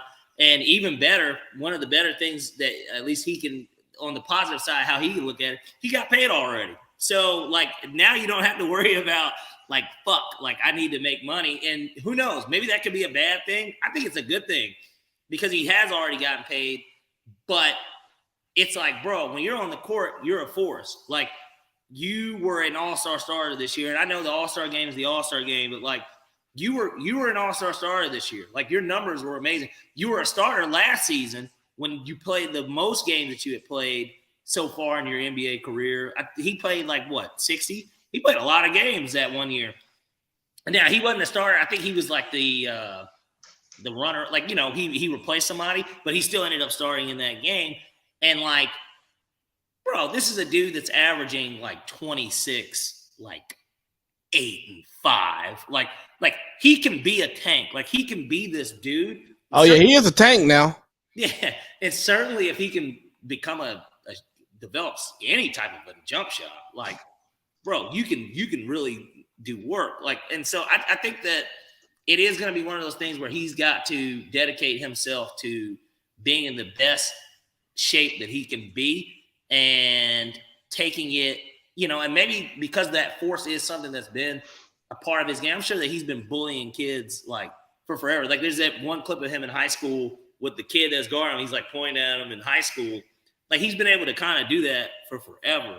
But it's just like, no, man, you can still do that. Like, you're lean as fuck, but you need to drop some pounds. Like, you shouldn't be 6'6" playing the 4. You know, like, you should not be naturally this dude that, because of your athletic ability, because of how high you can jump and how big you are, like, you're looked at realistically as a post player. Like, no. Gilbert Arenas said when he was in college, he should have played the 2. He's like, nobody could guard him. He's athletic enough to play the 2. He should play the 2. Yeah, well, and if he lost weight, he'd still be husky. It wouldn't like he would just lose his physicality. I mean, he could be more mellowish, you know? Like, hey, that butt don't go nowhere. Like, you said what?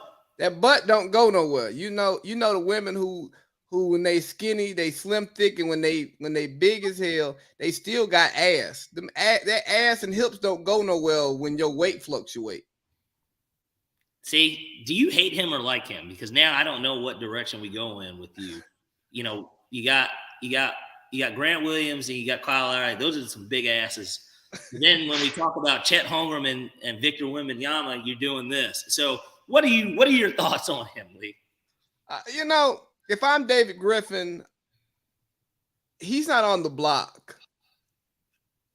But my assistant GM is having conversations with his friends who work for other organizations over drinks and saying, well, what would you offer him? You know, hypothetically, if he was available, what would you give us? I mean, I told you this. We've talked about this, that in a perfect world, in a weird way, if I'm the Atlanta Hawks, depending on what happens in the Celtics series, let's say that, like, a lot of people think they're going to get swept. I don't think the Hawks are going to get swept. Not if they play the way they did against Miami the other night. I think it can go 6. But and maybe that's the Atlanta. If you're saying Jaylen Brown for Zion, if I'm David Griffin, I'm calling it in right now. Run it. If the Hawks say, hey, we'll give you Hunter, Collins, whatever remaining first picks that we do have outside of the DeJounte Murray trade. Hey, bring that big ass to Magic City. And bring him here, and you put him with, DeJounte and Trey. Yeah, bring that big ass to Magic City. Yeah. I think you'd have to give up Trey to get him. I think Trey would have to be in the deal, right? I'm okay with that. Well, then we're not putting, if Trey's in the deal, you're getting Trey and draft picks. Swapping. Yeah, I'm just like swapping. Yeah, I'm not even. Yeah, you might even get draft picks because Trey's healthy. Right, and Trey actually, if there's one thing that Trey Young does very well, he plays in a lot of fucking games. He typically don't sit out games. So, and he's still a draw too. I would say that even if he's not one of the 10 best players in the league, he's certainly one of the 10 most popular. Hey, can I send some? Let me give y'all something else here. So I talked a little bit about Giannis's comments about walking away in 2020 and speaking to where Zion is. And both of you think Zion's more physical than mental. But Giannis talked about this. In 2020, I was ready to walk away from the game. I had that conversation, yes, with the front office. Everybody, no matter where I am, everybody's watching me. I don't think I have the time to turn it off, be myself, kind of just be me. As much as people say I'm handling it well, because that's my personality, it's hard. It's not easy. I gave it a chance. I started talking with someone. Somebody helped put me in a place again to appreciate all of the things that I have that comes with being who I am, to be okay with myself. I feel like a lot of people deal with it, but they're not willing to talk about it. They're not willing to improve because the stigma behind it. I talked to Kevin Love and told him how he inspired me to open up and help me to kind of better myself, where he was literally tearing up when I was telling him that. He never imagined he would be the one to kind of help me figure out a way to cope with all of this. All right, I got a few comments for this, and then I'm gonna let you two respond. I think that in our I want what I want, how I want, when I want society, we're going to continue to create people who operate this way. Hey, I want to play basketball in the NBA, make a shitload of money doing it, get my own shoe, be beloved, but at the same time, I want to feel like a regular person. Well, part of feeling like a regular person is not signing $250 million contracts. You know, we don't even sign $250,000 contracts. Most of us, so you get compensated for what you lose in your mental health.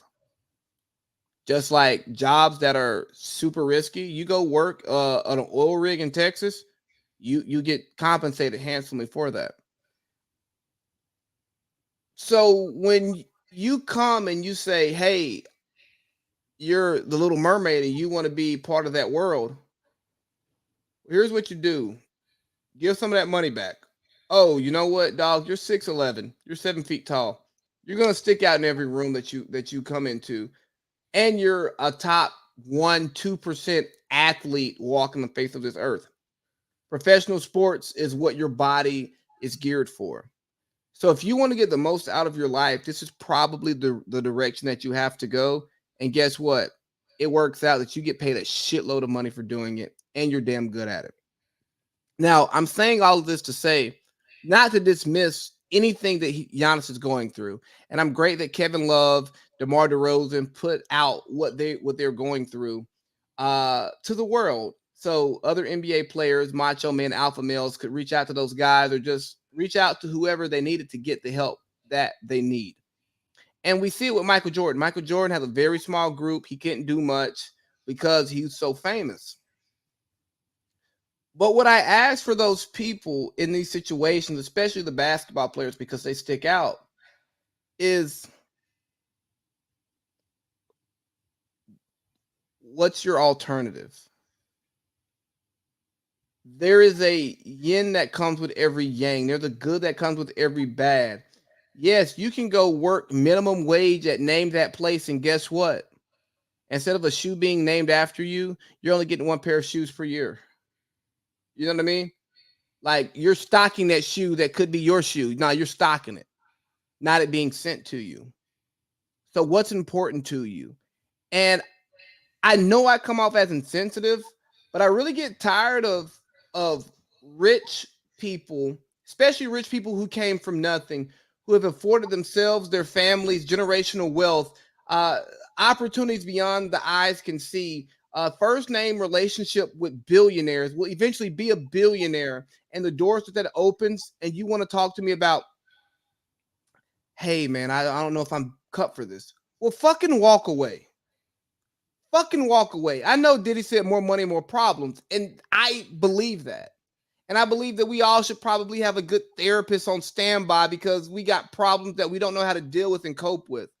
But when you come to me with your white collar problems, when you come to me with your first world problems, but then you want to be an advocate for police violence in Milwaukee, you want to say, hey, I'm here to stand to help poor people out. Well, part of helping poor people out is not bitching about the spoils of being rich and famous. Sometimes these rich people just need to shut the fuck up and say, guess what? Part of being the best player in the NBA is people talk shit about me all the time. But I go home with a fat wad of money that these motherfuckers would never, ever think about seeing in their life. I pay more in taxes than you will accumulate in debt in your entire being. You remember LeBron in 2011 when he was pretty much like, hey, man, y'all going to go back to y'all shitty ass life and I'm still going to be LeBron James? More people need to take that mentality. So kudos to LeBron, kudos to Kobe, kudos to MJ, kudos to these famous people who are larger than life, who have found a way to find normalcy within their life. Hey, Giannis, maybe you pull up to AAU. Maybe you need to have, when your kids get older, pull up to AAU tournaments like LeBron did, like D-Wade does. Go around normal people and just say, fuck it. They're going to get on my nerves. They're going to be in my space, but I'm going to do this to make myself more available so I don't feel so isolated. I mean, he got his brothers on his team because them niggas would not be on anybody's roster if he wasn't so far. But, yo, just stop throwing it in our faces that you going through it. Because even though you're going through it and you deserve to get the help, you deserve to get help, you have problems that I'll never understand. You're winning at life, bro. We don't care. We don't care. I've got 3 different quotes for it. And I'll start with the first. With great power comes great responsibility, right? That's a Spider-Man quote. To whom much is given, much is tested. Kanye West quote. To whom much is given, much is required. Quote from the Bible. This to me is just a part of what it is that comes with the territory of it. And considering that this was news that comes out in 2023, but he talks about something that was 3 years ago, I also can look at this from a different angle, just in a sense of, okay, we've got, at the time, even in 2020, you had COVID hitting. So that could have maybe even had, I don't know, especially because they had to go into the bubble and stuff. Paul George had talked about it when that happened, like, nah, this isn't it. And I don't know if that had anything to do with it, considering he's talking about this 3 years later. And we all know what 2020 was. So it's like, did that have anything to influence it? And even more so now, it's easier to come out and talk about today because you're either past it or you've worked so much on it to where it's not as big a deal to you anymore. And then if you look at him professionally, he was on top of the world because he had won his second MVP, right? He had won back-to-back. Am I right? He won 19 and 20, but he also got bounced out of the playoffs by the Miami Heat 2 straight years. And so naturally there were more talking heads about, oh, I don't think this guy can win the big one. And then he falls into that aspect of it. You're this great young player that just can't seem to get past this hump in your career at that point. But then the very next year you win the NBA title, right? Finals MVP. Winning is fun. Winning is fun. Losing is never fun. And I think that could have been maybe parts of it. It could have just been a perfect storm of, like I said, 2020 being the COVID year, you losing back-to-back to the same team and kind of getting embarrassed in both series. You guys winning all these games and it seemed like everything's set up. I think that just a lot of that could have came with it. But like I said, with those first 3 quotes, because Lee, I'm not sure if you'd even got to hear them, but basically with great power comes great responsibility. That's a Spider-Man quote. To whom much is given, much is tested. That's a Kanye West quote. To whom much is given, much is required is a Bible quote. So it's like, I think that these are things that probably came into play for him, but certainly I just look at that considering it's 3 years later and him coming back out and being able to talk about it today as opposed to then. But the bubble, I just feel like there's a lot of different things that kind of maybe could have came into that. Yeah. Yeah, I think there's a couple different things to hit on. First, and get a rest, I guess, until he gets the message, just to finish that bar off. And then I think first off, you're right. Giannis was at a point in his career that I think Jokic and Embiid are at right now, where it's like you got hardware, you got all-star chips, you got a shoe, you got you're famous. You got a lot of stats, but now where are the rings? Because we don't respect you until you reach that final level. And I think he was at that point where it's like MVP's cool, 30-7, cool. You're famous, awesome, but you haven't done anything that's made you worth anything in this game. And I think that's probably the most frustrating point of a career that you can be at as an NBA player, because it's like you're amazing, but you're not. There's a next level after amazing. And I think he was at that point. And I think we'll probably see that with those other two guys this year. It's a really frustrating thing, because it's like, you're amazing, like you're so good at your skill, like you're so good at basketball, but like certain things haven't dropped your way. And I'm sure maybe from the front office to Bud's lack of adjustments in the playoffs to teammates, things that are out of your control make it even more frustrating. So I think that's one thing. I think too, getting to what Adam, what you were saying before you dropped off. I think in like before I was alive, before I was a sports fan, whether you go 60s, 70s, 80s, 90s, we looked at athletes as we do on like 2K. Like, you're entertainment. You're not a person. Like get back in the fucking game. Like, you're not hurt. Like, you pansy, get back in there. And I think now the pendulum has swung too far in the other direction, where now athletes are definitely, like, it's good that you have a voice, but right, like, we don't want to hear your issues when you make $40 million a year. It's kind of like you have to play both sides, because on one hand, Twitter must suck to go on as an athlete. Everyone's like a couch GM. Everyone thinks they know what they should do.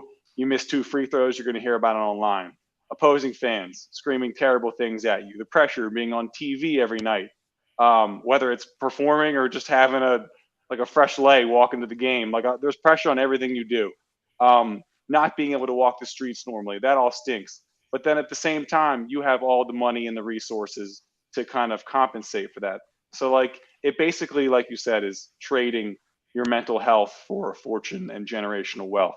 So I think as fans, we also have to do a good job of balancing that as, like, listen, like, these are people, these are absolutely people, but, like, don't whine. Please don't whine. It's very, like, it's not easy to listen to rich people whine. What is I do all my crying in a Bugatti or something like that? Like that's fine, but just, we don't want to hear about it. So I think it's an important balance that you have to have as an athlete, and I think it's an important lens we have to look at it as a fan, because, like, obviously you're going to have mental health issues, and you can talk about it and be open about it, but when it crosses that line to complaining is when it turns everybody off. Yeah, and I think, Sean, these are some of our best conversations that you and I have privately, is because you got that Philly fan in you, and we'll talk about, when players get fans tossed and stuff like that. And I agree with you. Like, I don't think players should get fans tossed for much. No. There's a difference between me saying, hey, Kyrie, you effing suck, and me saying, hey, Kyrie, F you, you effing N-word, right? Sure. Both are meant to disrespect you and piss you off during a game. One, all right, dog, got it. I suck. No one believes that. I average 27 a game. You just don't like me. Second one is, dog, I really beat your ass over this. You know what? If you said this in any environment, it's not acceptable. You got to go, right? So I think that line between kick out disrespect and, hey, I'm in your head disrespect is now getting great. Like, Brad Bill confronting a fan who's like, fuck you, I lost my parlay because of you. If I'm Brad Bill, I say, hey, bro, fuck your parlay. I still got paid. You know what I mean? And kept it moving, because Bradley Bill has stole money from the NBA. Stole money. But You know what? It was given to him, so I can't be mad at him. But real quick before we close this hour out, Paul Pierce is on his media run, finally, for the first time from being let go by ESPN and ABC. And Paul Pierce is so delusional. He thought he got let go because of the weed and strippers when he went on IG Live as like a 45-year-old, which is corny as hell. He got let go because he sucked at TV. Said he was a better shooter than Klay Thompson. Said he was a better basketball player than Dwayne Wade. And it's like, no, you weren't. No one believes that. Your mom doesn't believe that shit. She watched you your whole life. She called you after the show and said, Paul, you want to keep that job, don't you? He was like, nah, I'm trying to get fired. I'm tired of showing up every day. But then he goes on live with the blunts and the strippers. And I remember it going in our group text. It's like, oh, this guy's cooked. What is he doing? This is stupid. And then turns around, he gets fired. He goes on I Am Athlete and talks about it. I listened to the clip. I did not watch the whole podcast because I don't consume I Am Athlete because Brandon Marshall is probably the worst athlete turned media personality that I've ever encountered. Like, his voice is terrible. He kills great conversation. He tried network TV and he wasn't good at that. Like, he leaked, he knew that Russell Wilson wanted out, and he said it like in passing. He didn't go to like the team and say, hey, I got it on good knowledge that Russ wants out of Seattle. You know, I played there for a year. I got good relationships there. Like, yeah, he wants out. Let's do a segment on it. He just says it like in passing. And Nick is like, what? This is a segment. Like, you know what I mean? Like, Brandon Marshall, terrible at media. But anyways, Paul Pierce was like, I don't know why I got fired, man. I just had some smoke and some entertainment. Yeah, dog. If you don't get it, I don't get it.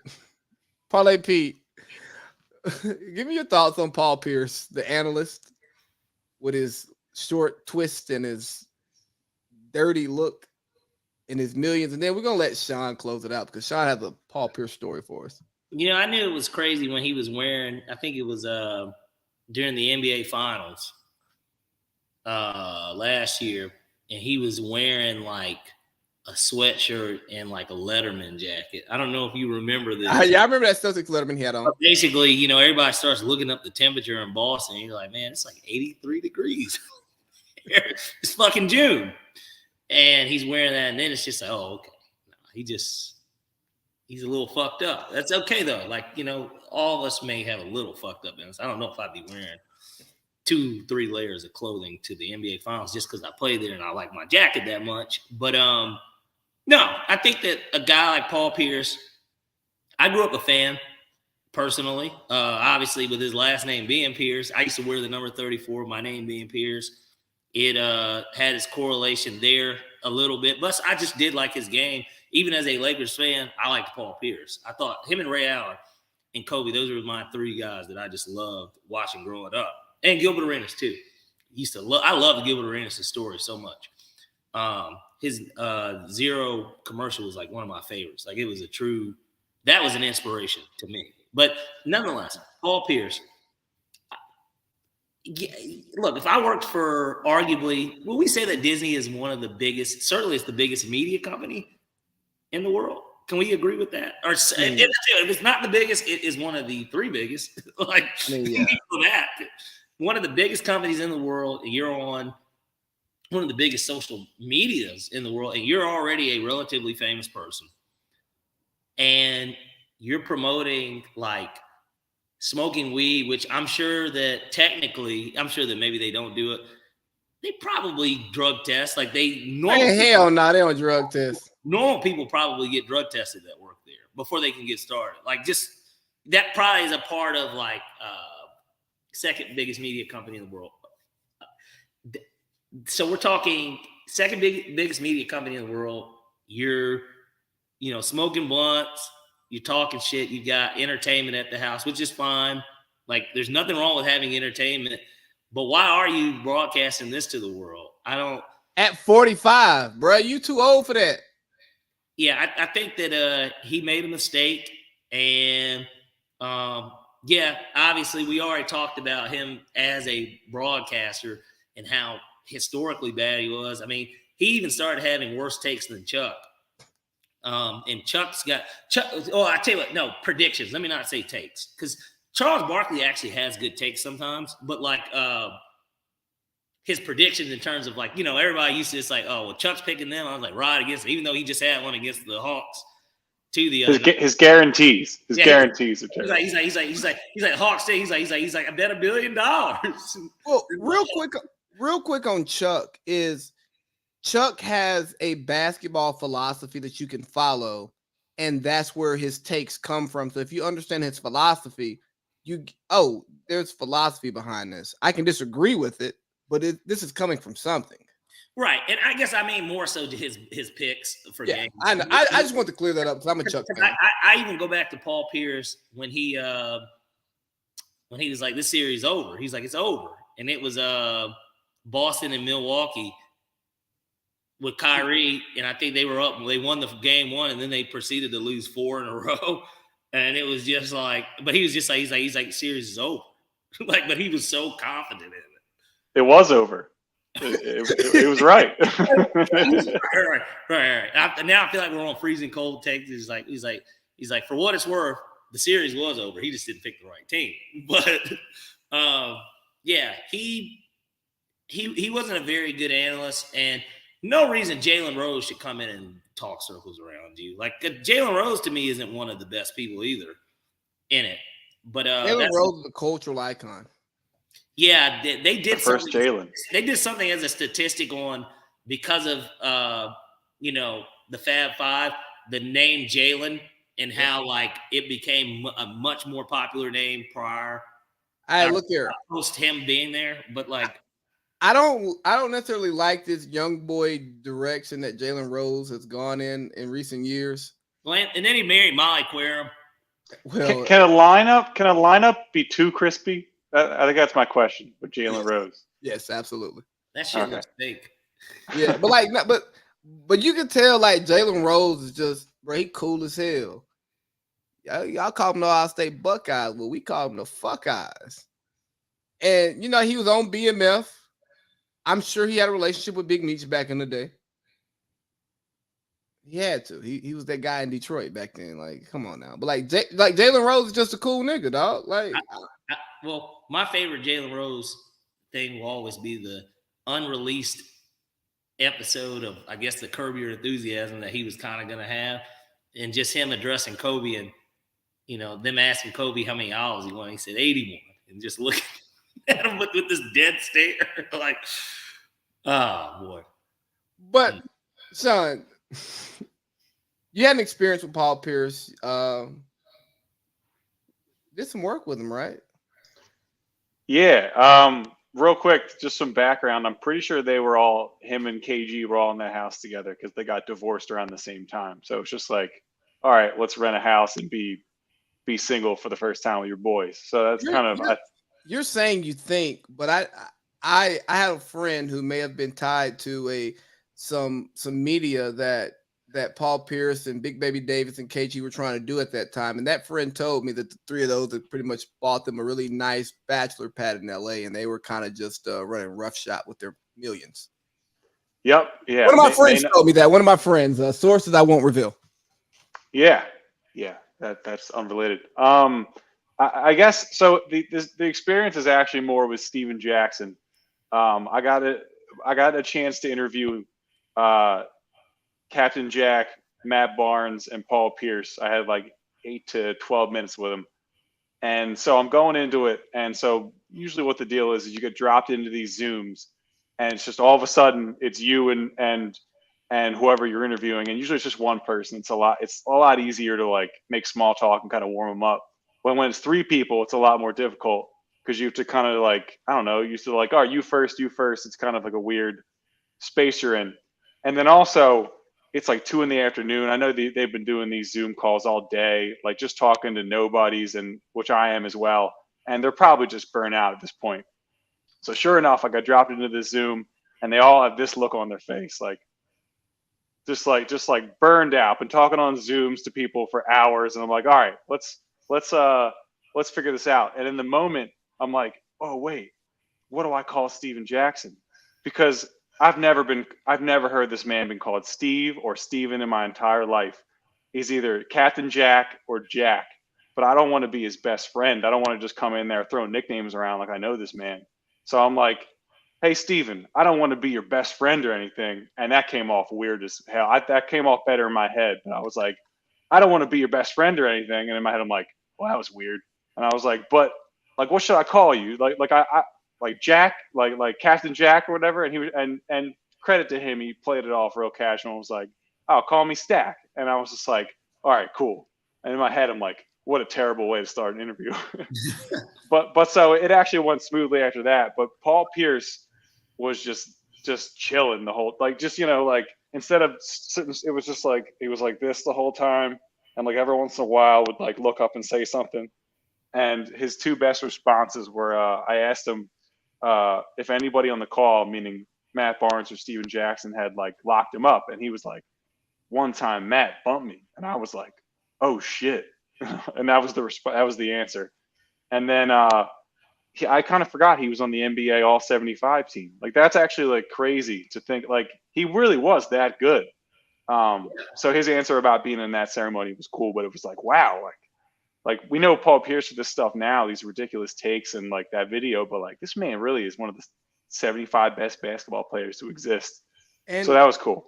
And one of the 25, probably one of the 25 best that we really watched with our eyes, knowing what we were seeing, And the sad thing about Paul Pierce's retirement is he just don't act like a star. And there's nothing wrong with that. There's nothing wrong with that, because part of what makes Chuck great is, I'm sure if Parlay Pete and I decided to hang out near the TNT studio on a Thursday night in Atlanta, we could probably catch Chuck at a local bar. Plenty of people have. I know several people that have been out at 2:30. There's a bar over there. I forgot what it's called, but if you go there, he will get. Sometimes he comes in there and he'll buy everybody that's in there drinks, because it's clearly not too many people in there. Yep. It's like 15 people. I mean, he's rich as shit. So like, what is it for him realistically to spend, if shots are $10 and it's 15 people, $150? I mean, you know what I mean? Like, what is that even for him? But he can come in and do that, and know. But part of what makes us like Chuck is he's guy next door. He's your old uncle. And well, he treated me like a drunk fuck once, but the one time that I did meet him. And I think what makes all the smoke dope is that Matt Barnes and Stack 5 or Steven Jackson, whatever you call them, right? They weren't superstars. What makes Knuckleheads great is they weren't superstars, right? People know them, you respect them, other players respected them. They did enough, or they had enough clout coming into the league that you respect who they were, but they weren't superstars. And they played on. Now, I'm sorry to cut you off, Lee, but like they played on, those two specifically played on like specific teams in NBA history, though.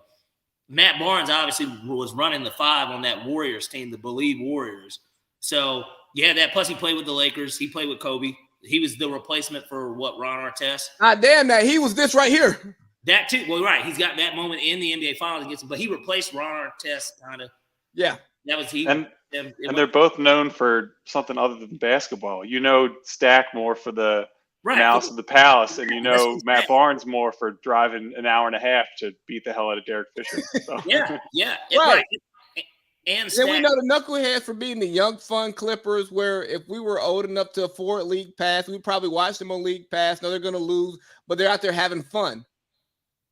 And then you got Paul Pierce. He wants to fit in that mode. And it's like, hey, Paul, you're a Hall of Famer, all NBA 75, bro. Like, I know these are the guys you were probably coolest with on the team. But you're supposed to be like hanging out with Ray Allen and LeBron and Melo and D Wade. You're supposed to go do that weird ass. You're supposed to go weird in Hollywood. You ain't supposed to be the same Paul from Inglewood back in the 90s, dog. You're supposed to be a different person. And he's not. But I'm happy that he and KG have the show that they have, because KG didn't work well for network television, but not because he's not entertaining.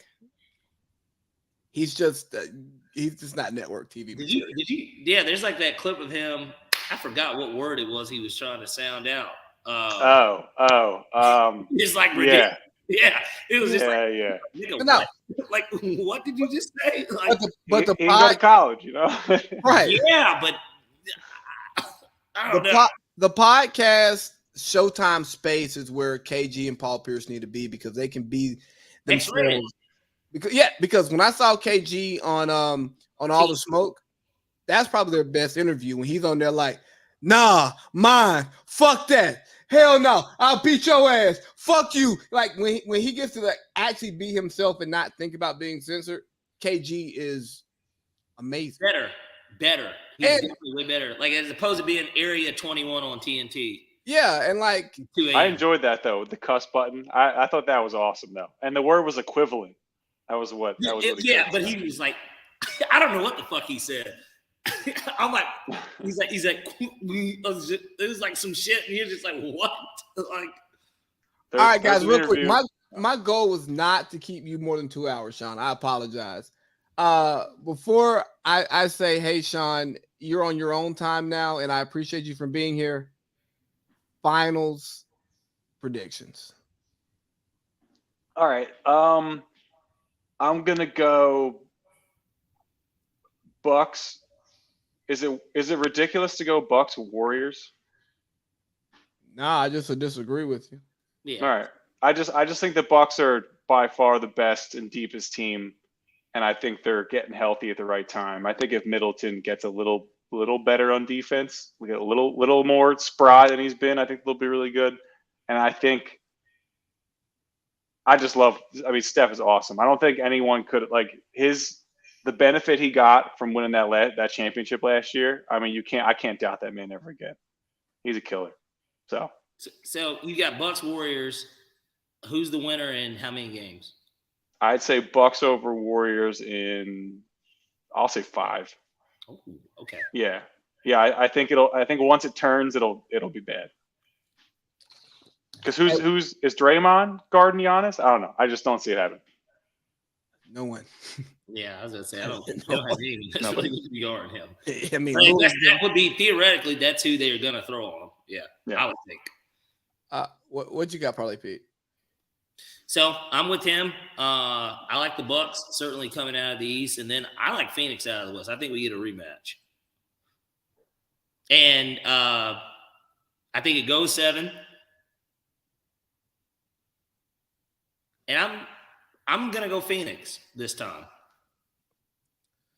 I think them getting KD was like we could argue it would be because you have to think about all-star break type trades that have like turned the tide for teams. The most recent one that I could think of that completely changed the complexion of a team was when the Lakers got Pau Gasol. No. She Wallace. Cavs getting Shump and J.R. Smith. Yeah, because of what ended up happening to them in the playoff run. Yeah. But I think that if that doesn't happen, they were going anyways. But yes.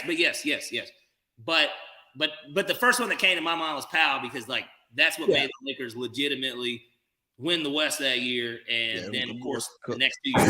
Yep. But this would be and no disrespect to Powell, Shump, or J.R. Smith, but Kevin Durant's Kevin Durant too. So like I like Phoenix to get it done at 7. I think that they avenged their loss to them 2 years ago and take them out in Milwaukee. Hopefully we get a Dubs Suns Western Conference. I don't know when they would meet, but I would love that series too. Steph versus KD. It would be West. Yeah. Either that or Suns Lakers. That won't happen. See, here's what I'm saying here. You know, this is the year of Philly disappointment to the GOAT. You know, we thought, Patrick Mahomes did what he did, and we didn't think that team was going to be what they were supposed to be, but it was what it was. Jalen Hurts outplayed Patrick Mahomes, but the Chiefs won the Super Bowl. And, we're going to see Joel get to his first Eastern Conference Finals and win it. And then he's going to run into the grand old man of the NBA. He's going to go see, LeBron James. Wow. Lakers in 6. I'll take it. Lakers, Sixers, Lakers in 6. Yeah. You think LeBron and AD will stay healthy that long? That's the one thing. I'm betting on it. Look, you're saying they're going to beat Memphis. Then I like them to beat Memphis. They're going to beat Memphis. They're going to beat Golden State. Golden State has to hold on. Golden State has to beat has to go to Sacramento and win a game. They'll get They've been one. terrible on the road. They have, but so is Memphis too. These are like Memphis is just as bad. Well, I'm they're not worried. just- I'm not worried about Memphis. Lakers in 5. Memphis is like 36-5 at home this year. Like they're very good. They're like probably that's got to be a top 10 home. Have you seen the LeBron playoff whistle before? Yeah, I have. Okay, if you know about the whistle, then you know what's going on here. They need the health on their side because 2 years ago when they lost to the Suns in that series, It weren't was they health. 2-1? I don't remember, but it was health. It was just health. Yeah, well, yeah, It was 2-1, and then AD got hurt, right? Yeah, AD got hurt. It was over with. like, So or he tried to come back for like game 6 and then re-injured himself or something. It was like something. I am banking on Lakers' health, which I know is a very bad bet, but I've been on this Lakers thing all year. I can't hop off now. Not when I've seen them play well. Hey, but look here, we're gonna wrap up hour 2 here. Thanks so much, Sean. You can hang out. I'm not telling you got to go anywhere, but this is all that I've asked for you. I was telling my wife before I go, yeah, we gotta get started on time because Sean has a wife and all that stuff, so can't just be up all late hours of the night just podcasting because I'm not getting in trouble with Colleen. Make sure you tell Colleen I said hello. Miss you guys. Just thanks for coming by. Appreciate you. Yeah, thanks for joining us, Sean. He had been talking about you a lot prior to us getting here, and like I said, I couldn't wait, especially because you're a Philly fan. And even though you guys got us in that divisional game and hell, the divisional game with McNabb, Vic, and the NFC Championship with McNabb, Vic, Kevin Herter fucking got it back for us, baby. by breaking Ben Simmons. Okay. But that might have been better for you guys because now you got James Harden out of it. So Yeah, I was at Game 7, and he cooked Seth Curry into oblivion. That was pretty rough. Oh boy. And that's why I couldn't believe that we traded him. Yeah. I mean Donovich. Well, we got rid of Travis Slink. I would have kept Herter. And obviously I'm not telling you he's a big part too of why the Kings are so good. Adding him to that, he's been really good for them. But either way. Yeah. No, but it's been real. It's been good to meet you. It's been good to meet you, Pete. And I don't know when the next time I'll see you in person, Adam. But I don't know. Maybe we'll go down to Puerto Rico. Link up with Ouija for you. Hey. Off the mat. I'll give you some coordinates. Hey, and we'll pull up. We'll have a great time. Thanks, man. All right, Joe. I'll see you around. Hey, Parlay Pete, I got a problem. What's the problem? I have nothing for Culture Hour. We can spitball. I mean, and we didn't really go into great detail. I mean, we can continue with basketball. No, I want to talk some bullshit now. Hold on one second. Let me pull up what we do have. I'm telling you, the topics are sports heavy. Mm-hmm. They are. I didn't even look into non-sports topics. I tell you what. Well, here's one that I did send in our personal messages. Okay. At least while we're doing that, we can kind of, improv into the next one. But we can start off. It's not super duper sexy, but it's the Chloe Bailey album sales. Hey, let's talk about that. Yeah, 10K week 1. Now this is. Let me go to her Instagram real quick so I can see how many followers she has. Chloe Bailey. She's got 6 million followers. She bought them.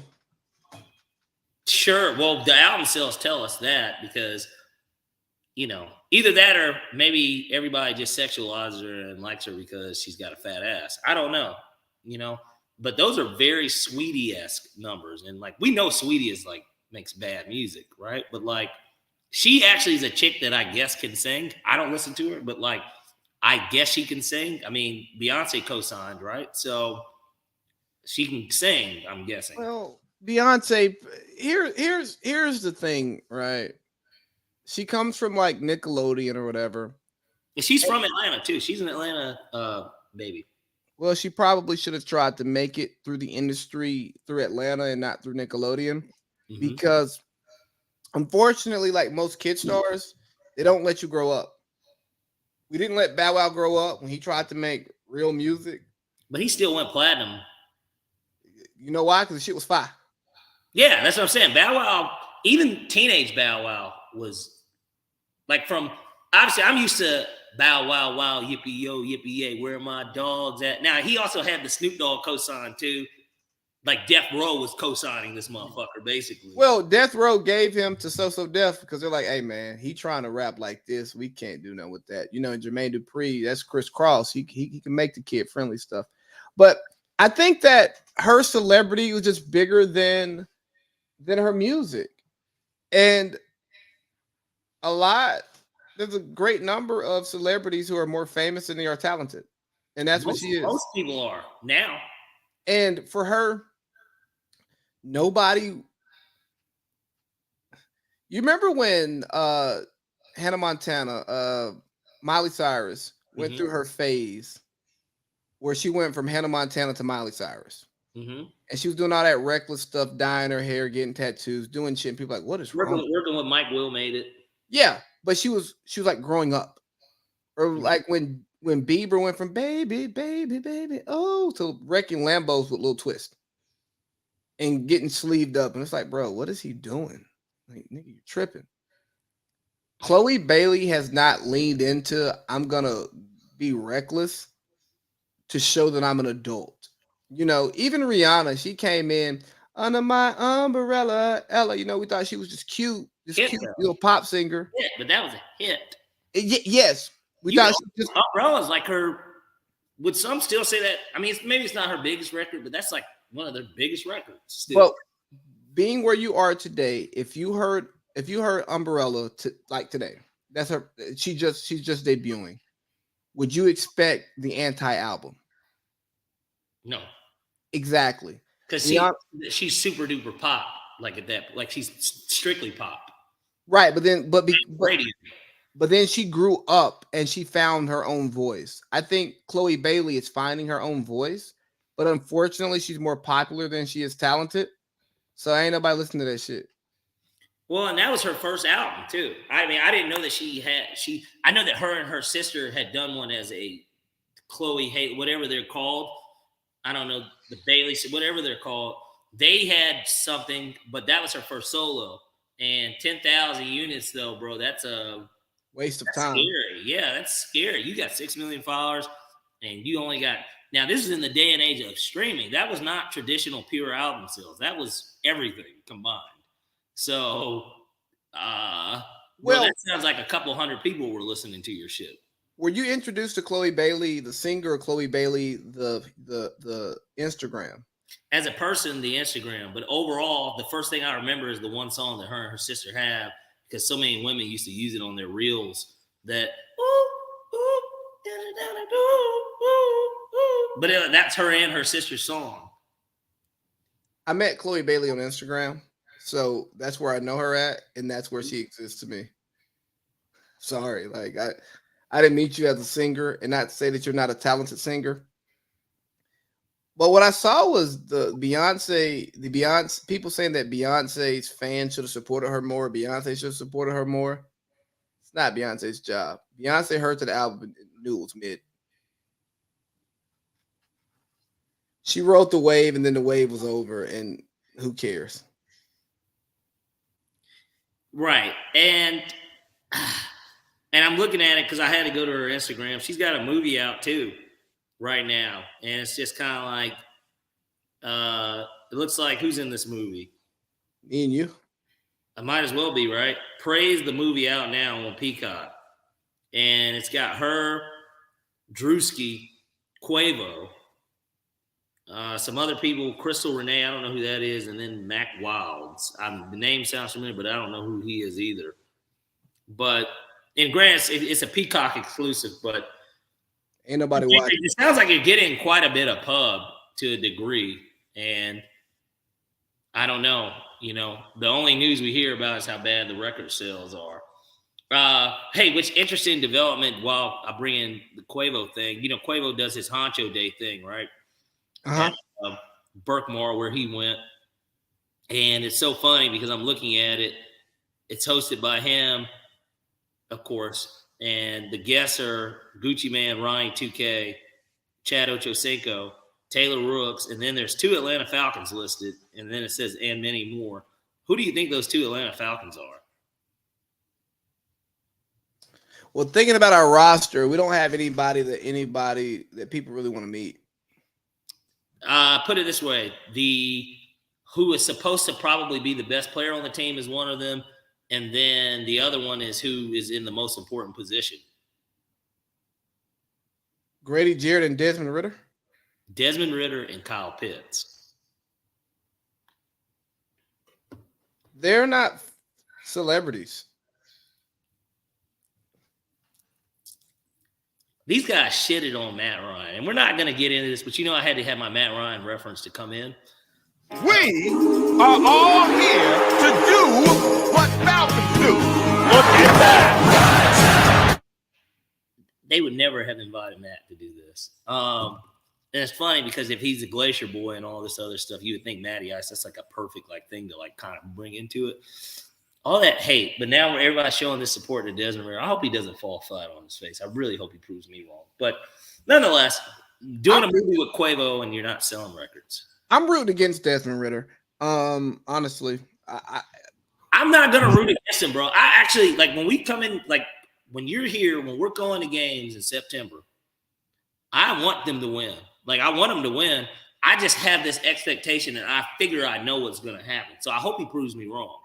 I want Arthur to keep his job and us to go 2-15. I just don't know if it happens. I want us to be able to get Drake May. Actually, I tell you what, he will get one more year probably, just because this is our first year with Cap. But now they've honestly done such a solid job of getting solid pieces all the way. They're winning 7 games. They actually have had you know what? This is my true opinion. B+ off season. Before even the draft, so far it's been a B+ off season. This has been a B+. They've had a very solid off season. The Jeff Okudah pickup was found dead in his jail cell, covered in bed. Oh, we hope somebody found dead in their jail cell, covered in bed bugs. Right. But my hope is that the defense is going to improve. We know it is. You just know it is. I have a gut feeling we're going to be at least middle of the pack this year. I really do. I think that we'll rank between that 12 and that 17. I think that that's about where we're going to be. I really do. And we already have a run game. So I just don't see us kind of failing unless he's really bad. I don't know if he's really bad, though. I just don't think he's good enough to where we need to be sticking with him. Yeah. That's how I felt. I felt that he's not good enough for us not to offer Lamar Jackson a contract. If we're trying to win a Super Bowl, right? Because that's what this is about, isn't it? Yeah, I thought so. Yeah, I don't think that sticking with him is I want to win the Super Bowl type thing. I thought I found a topic and then I lost it on Instagram. I didn't save it. Thoughts on the Odell Beckham Jr. contract? Good for him. He took probably the best deal he was going to get. 15 guaranteed, 3 in escalators to make it a 1-year 18. I don't think anyone was going to give him that. I think that he could have had something that was more closer to 10, and then it could have escalated to 18. But to get 15 guaranteed, and you haven't played football in a year, and then even the year prior to that and the year before that, it's not like you were a 1,000-yard receiver in either of those years. He made out very well. Then it's kind of a good fit in terms of a team that really needed a wide receiver, got one, assuming that he can be as good as he was the last time we did see him play with a competent quarterback, then, yeah, it works. But naturally, then the question comes in. The thought is that, and I think you had echoed it in the group, and we kind of all knew it once he signed, clearly Lamar is coming back. Lamar is going to gamble one more year, and he's going to sign it eventually. He's going to sign it, and he's going to play with them for one more year. And then they could do whatever they do, whether they win the division and go, 12-5 or something, or whatever that number is. Let's say that is what it is. and they lose in the AFC Championship game, then Lamar is going to just command even more money, and more than likely, unless they franchise him again, which very rarely happens that second time around, but it could, he probably is just going to say, fuck you guys after this year anyways. And then who knows? Maybe the Falcons are back in that sweepstakes. I don't know. Maybe he'll stay healthy. I don't know. But that could be the case, that where he just retries next year. But clearly they made it seem as if he's the one that told Odell to come. So that tells me that he's going to play. Yep. I think I sent this to a group. I thought it was a pretty funny little thread. Give me your thoughts on it. 8 signs you are a losing male.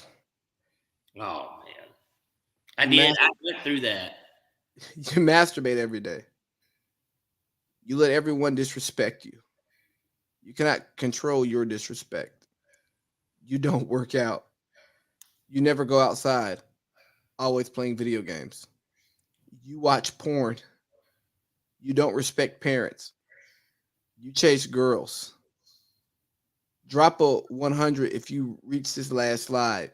It shows that you're a shark, the 1% who actually finish what they start. If you're serious about changing your life, then you must follow. I'm not going to say this guy's name because I think he's a cornball. So what's up with these guys who are trying to define masculinity and tell, I don't even know, bro, like, even like the Andrew Tates, the Kevin Samuels of the world, the two who made a fortune off of it. I've consumed their content. I can agree with some. I can disagree with other parts of it.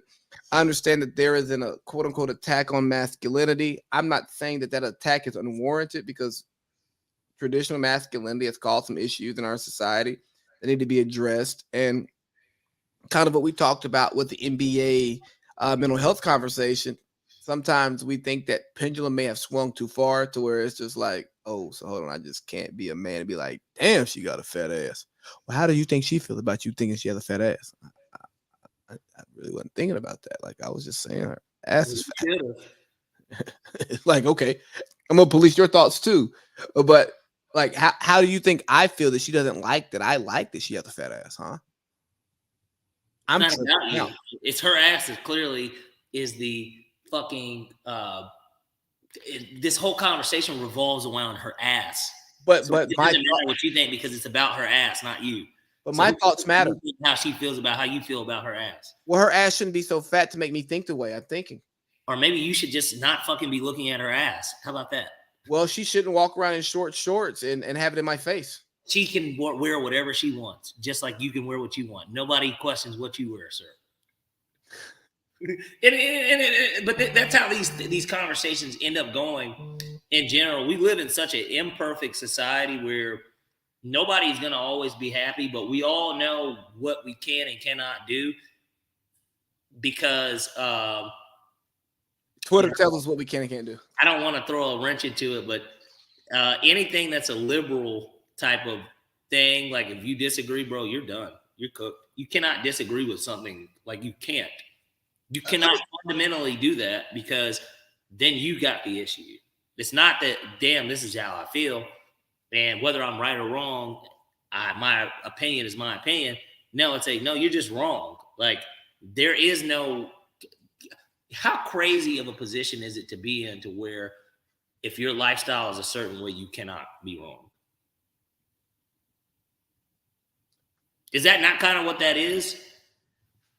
Well, give me a situation where that's not correct. Well, did you see the Megan Rapinoe and Sue Bird? Yes. What they're opposing the trans ban for athletes, right? For athletes, yeah. And I am not one to say that if you are trans, you're look, if that's what you want to do, I could give a fuck. I don't care. It's not something that I identify with. It's not something that I've put a lot of time and effort into researching to a point that I will say right or wrong. Because I don't know, bro. Like, I don't know what's going on in your head. I don't have I don't feel that way. I don't have your experience. So I'll say that to say, look, nah, whatever you do, you do. Have at it. If you're happy, I'm happy. I don't really give a damn.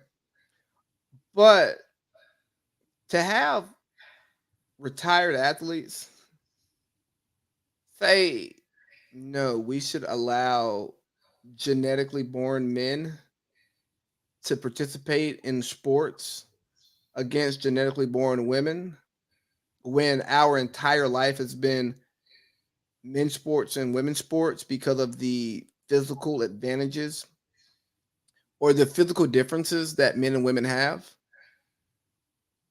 I don't really sit right with me. I'm with you. I think it's and ridiculous. hold on, let me finish. It's not that I say that trans women shouldn't be allowed to play sports with cis women. I just don't want to hear from you old heads. Let's talk to the women who are playing the sports now, whose salaries are tied to this, right? Whose scholarships are tied to this. The ones who have something to lose. Their spots. Yes. I want to hear from them and how they feel. Megan Rapinoe, you've retired. You're washed. You're now the voice of the LGBTQ plus sports community. Sue Bird, you're retired. You're sitting on ESPN shitting on the college basketball game with Diana Taurasi and doing CarMax commercial with Steph with your 4 rings. And one of your 4 rings looks like my rubber ring that I wear to work every day. Like, that's what you're doing. But I didn't see you, either one of you, because both of them are lesbian women. They're not trans, but they're lesbian women. I didn't see them trying out for Team USA, men's Team USA. Hey, the girls and the guys, we should have one national team, one national basketball team, one national soccer team. They didn't say that. So for me, if you're not advocating for just one team, best man, best woman makes the roster, don't come here and say, hey, trans women take over cis women's sports because we're all the same, because we're all women. Shut your retired ass up. Hey, and then remember too, guys, that the United States is not the only world. This is not the only place in the world. Like, all right, let's okay it then. All right, now it's okay. So now LeBron at age 11 becomes a trans woman. Makes it to the WNBA as the top player ever in college women's history. Why would he lose money doing that? Player in the WNBA. So now the LeBron woman can't play in the Olympics because the world's not going to fucking okay it. Like, I mean, what are we? And then now it becomes a diplomatic issue amongst the world because now it's like, well, that's a woman. Like, well, is that not what this is? Like, this is the women's Olympics team. Like, what's wrong with that? Like, and then we start getting a roster full of that, and then the real women are actually fucking pissed because no. Parlay Pete, the cis women. Yeah, cis women are, because there is no such thing. A woman is a real woman. So anyone that identifies one is a real one, right? So the cis women are now being replaced with non-cis women, and it's changing the dynamics of women's sports as we know it.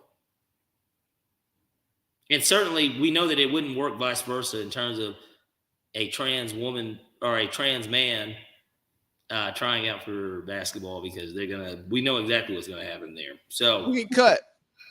Right. One probably doesn't make the team.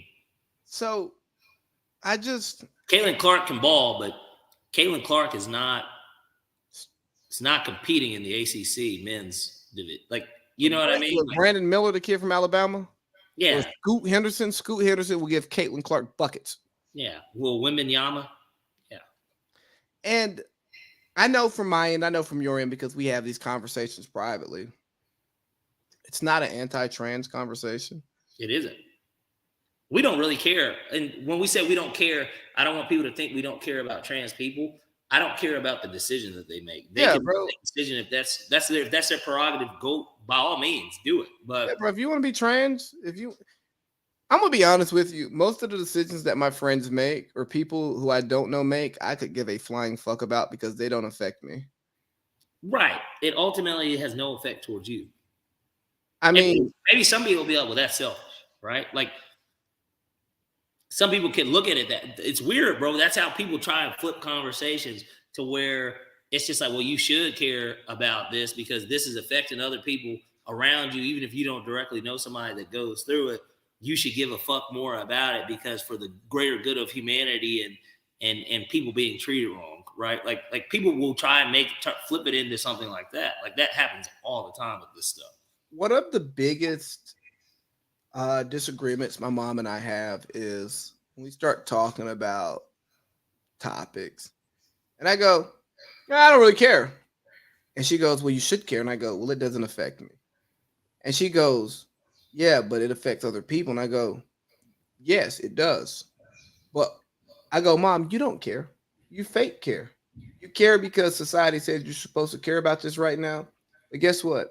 Somebody just died and it's not on the news and you don't care about it. Right. And she goes, no, I do care about it because it happened. No, you don't care. I'm like, what is changing in your life right now? What are you going to change about your life based on this death that happened that you're unaware of? Nothing. It's okay to say that you don't care about things that don't affect you, that you can't affect. It doesn't mean that you're dismissive of it. It doesn't mean that large scale, you don't care. I'll give you another story. My wife is walking our lovely young daughter down the steps. She trips on the bottom step and she like barrel rolls. She falls in a way that she protects her daughter. Daughter's fine. Daughter like cries out of shock, not out of pain, right? But wife is scraped up. I come home, wife tells me the story. I see my daughter in her arms, damn near asleep. So obviously she's okay. But I start laughing. Because it's fucking funny. Your clumsy ass Phil walking down the steps. Right. And then she goes, that's not funny. Our daughter could have gotten really hurt. And I go, and if she did, I wouldn't be laughing. But because she didn't, this is hilarious. You clumsy as hell. You failed walking down the steps. Right. So I hate when people and the liberals do it a lot. They get on their moral high horse. Like they get to arguing about, well, theoretically, let's talk about in reality. Don't judge me for my thoughts, judge me for my actions. All right, let's talk about what it is. I've been watching this show. Have you watched the show Designated Survivor? Mm-mm. If you're into government conspiracies, it's pretty good. ABC had it for the first 2 seasons, and then Netflix took over the last season. I knocked out the first 20-ish episodes of season 1 in like 2 days. There's 20 episodes in one season. It was 2016 to 2019, 40-minute shows, but it was on ABC. It was on cable, so it fits that mold. Kind of like a 2020 type thing, or what is it? Pretty much everybody in the government dies except for the 2 designated survivors. So this guy who's the HUD secretary has to become president and rebuild the government, and they specifically made sure that he was the HUD secretary because they thought they would be able to put somebody else into play to be the president because they didn't think he could handle it. Fiction. Yeah, very fiction. Okay. But it's good watch. But throughout the entire show, as he's becoming president and getting his feet wet and figuring it out, he's pushing like all these great liberal agendas. And I hit up one of my friends. I go, I wish I had the bandwidth to write a political show that was conservative.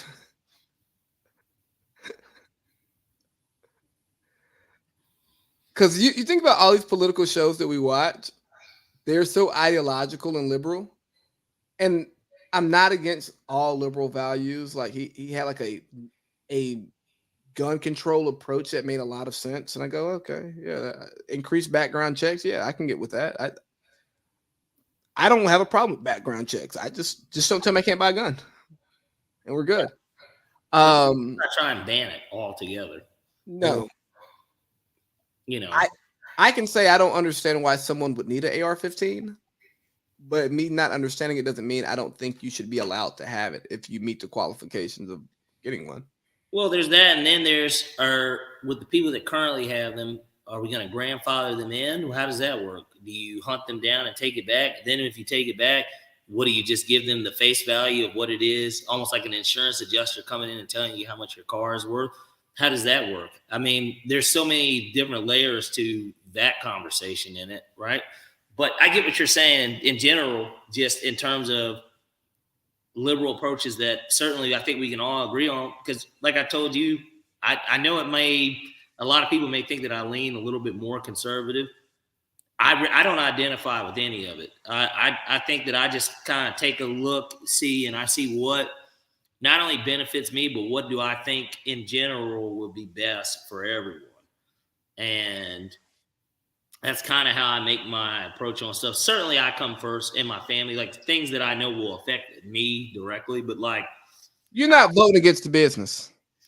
Exactly. I'm not doing that. But even in the case of our previous election, that was obviously a business rooted decision.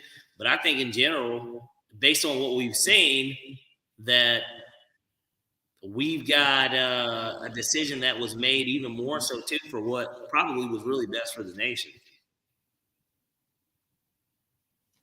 And it not just be a business rooted thing too. This is really what was going to be better for the nation. But what do we know? We don't know anything. I'm actually working on booking us another guest right now. Yeah. Oh, well, I'll tell you, I had one Mr. CS2 actually message me. He's back in town. Oh, really? Yeah. He messaged me yesterday. I told him, I said, when are we getting back to work? He's like, Bet, I just got back today. He said he was going to be out a little bit, but then that he's going to be here this all season. He said he's going to be out there too, but like he's going to be here to where we could get it set.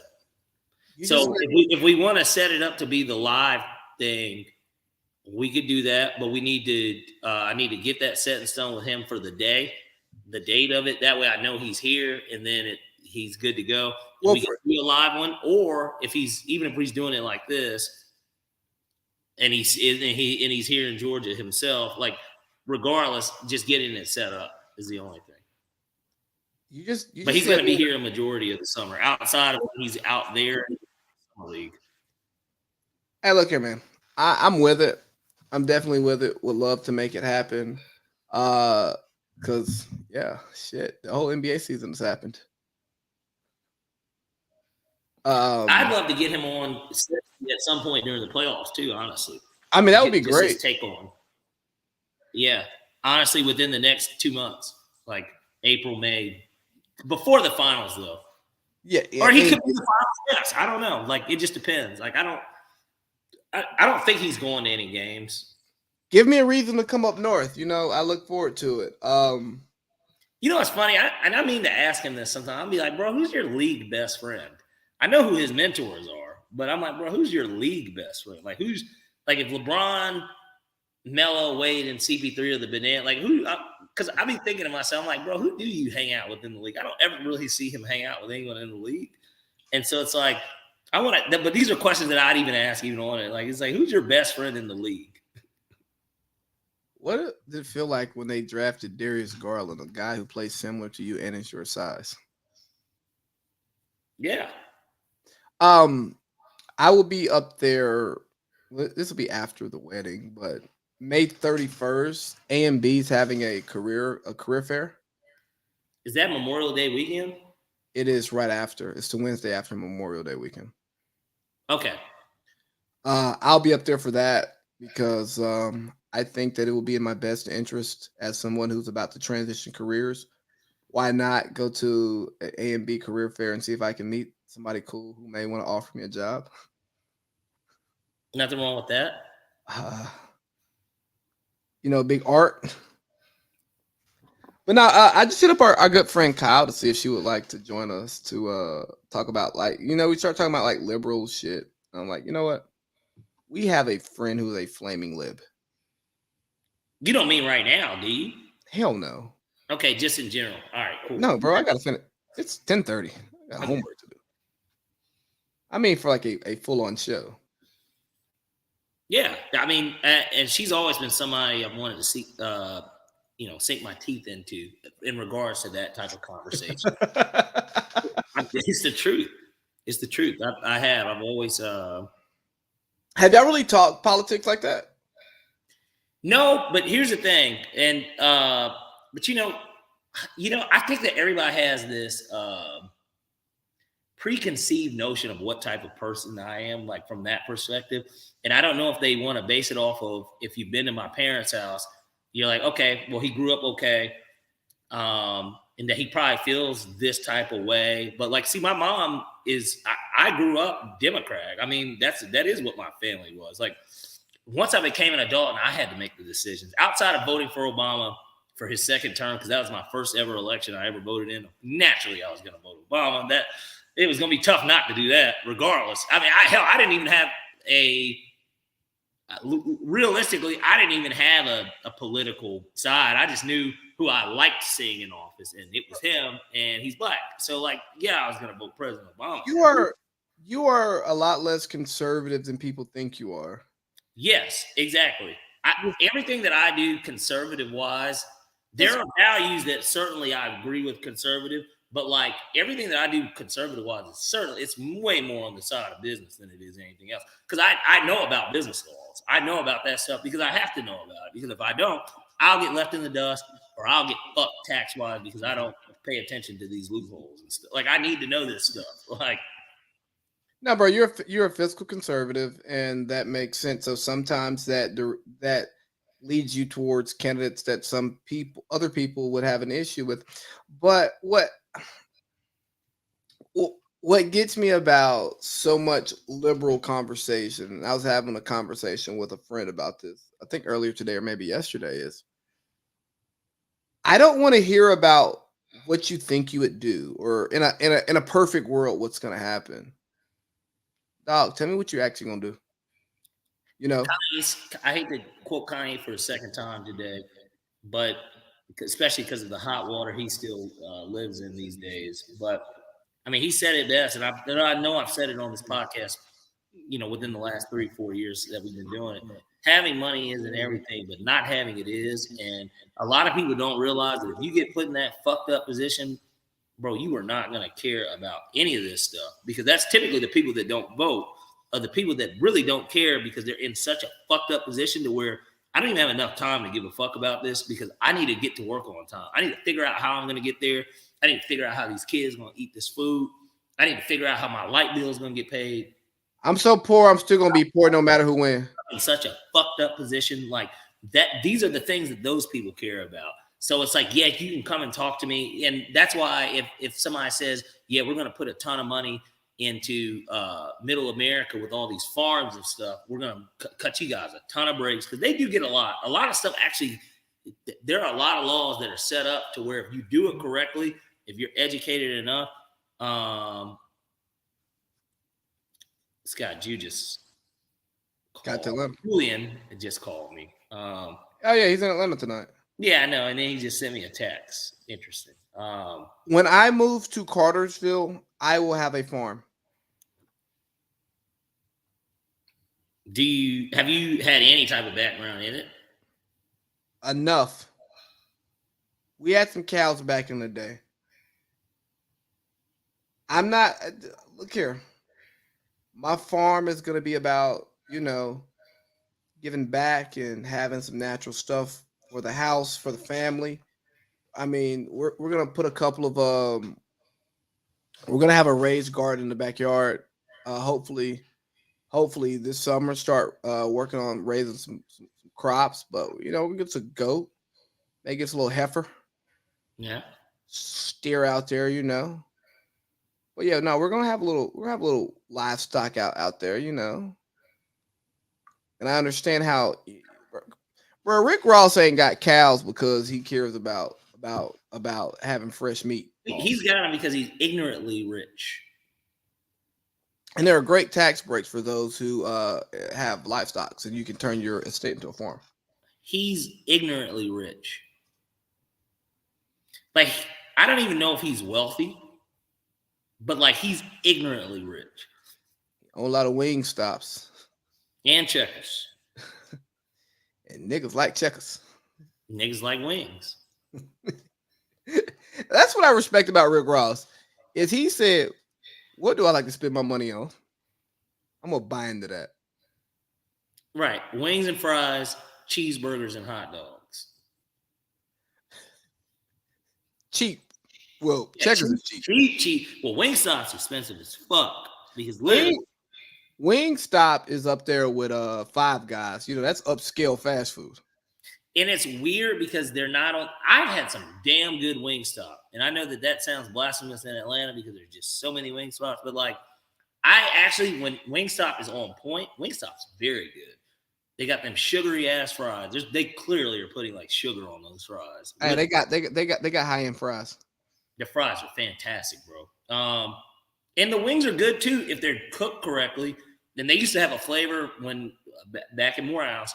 Me and Justice would go to the one on South Atlanta Road, and they had it was called Cloud 9 wings, or Smoke 9 rather. They were like, what's the best way to describe them? They were like a barbecue smoked wing that was fried, but like in like this tangy sauce. It wasn't a barbecue wing. I don't even know how to describe it. It was so fucking good. If you look it up, bro, they stopped. It was a limited wing, but boy, one of the best wings I've ever had. It was really, really good. But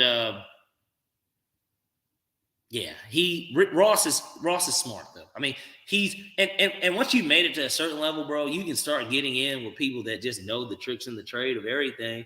And a lot of this stuff comes down to, do you have a bomb-ass CPA and a bomb-ass business attorney? Because if you do, it's going to be really hard to lose, especially if you know how to just make money to begin with. And I got to figure a little bit of that out. I still need to get my money really back up.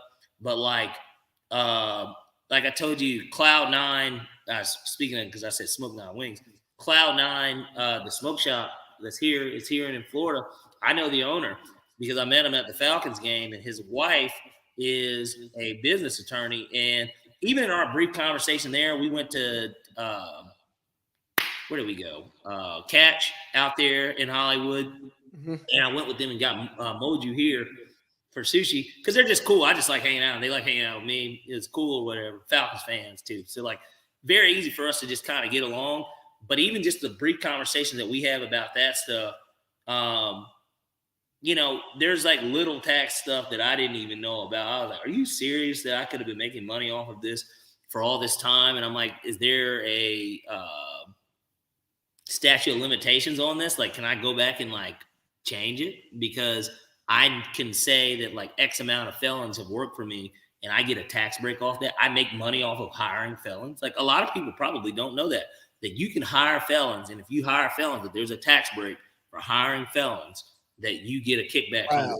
I mean, that's good to know, because if I take this risk on this human being who may end up training and then having to fire or may quit, and I got to rehire someone else. If I'm going to take this professional risk on somebody, the government will then give me a little tax break so that we will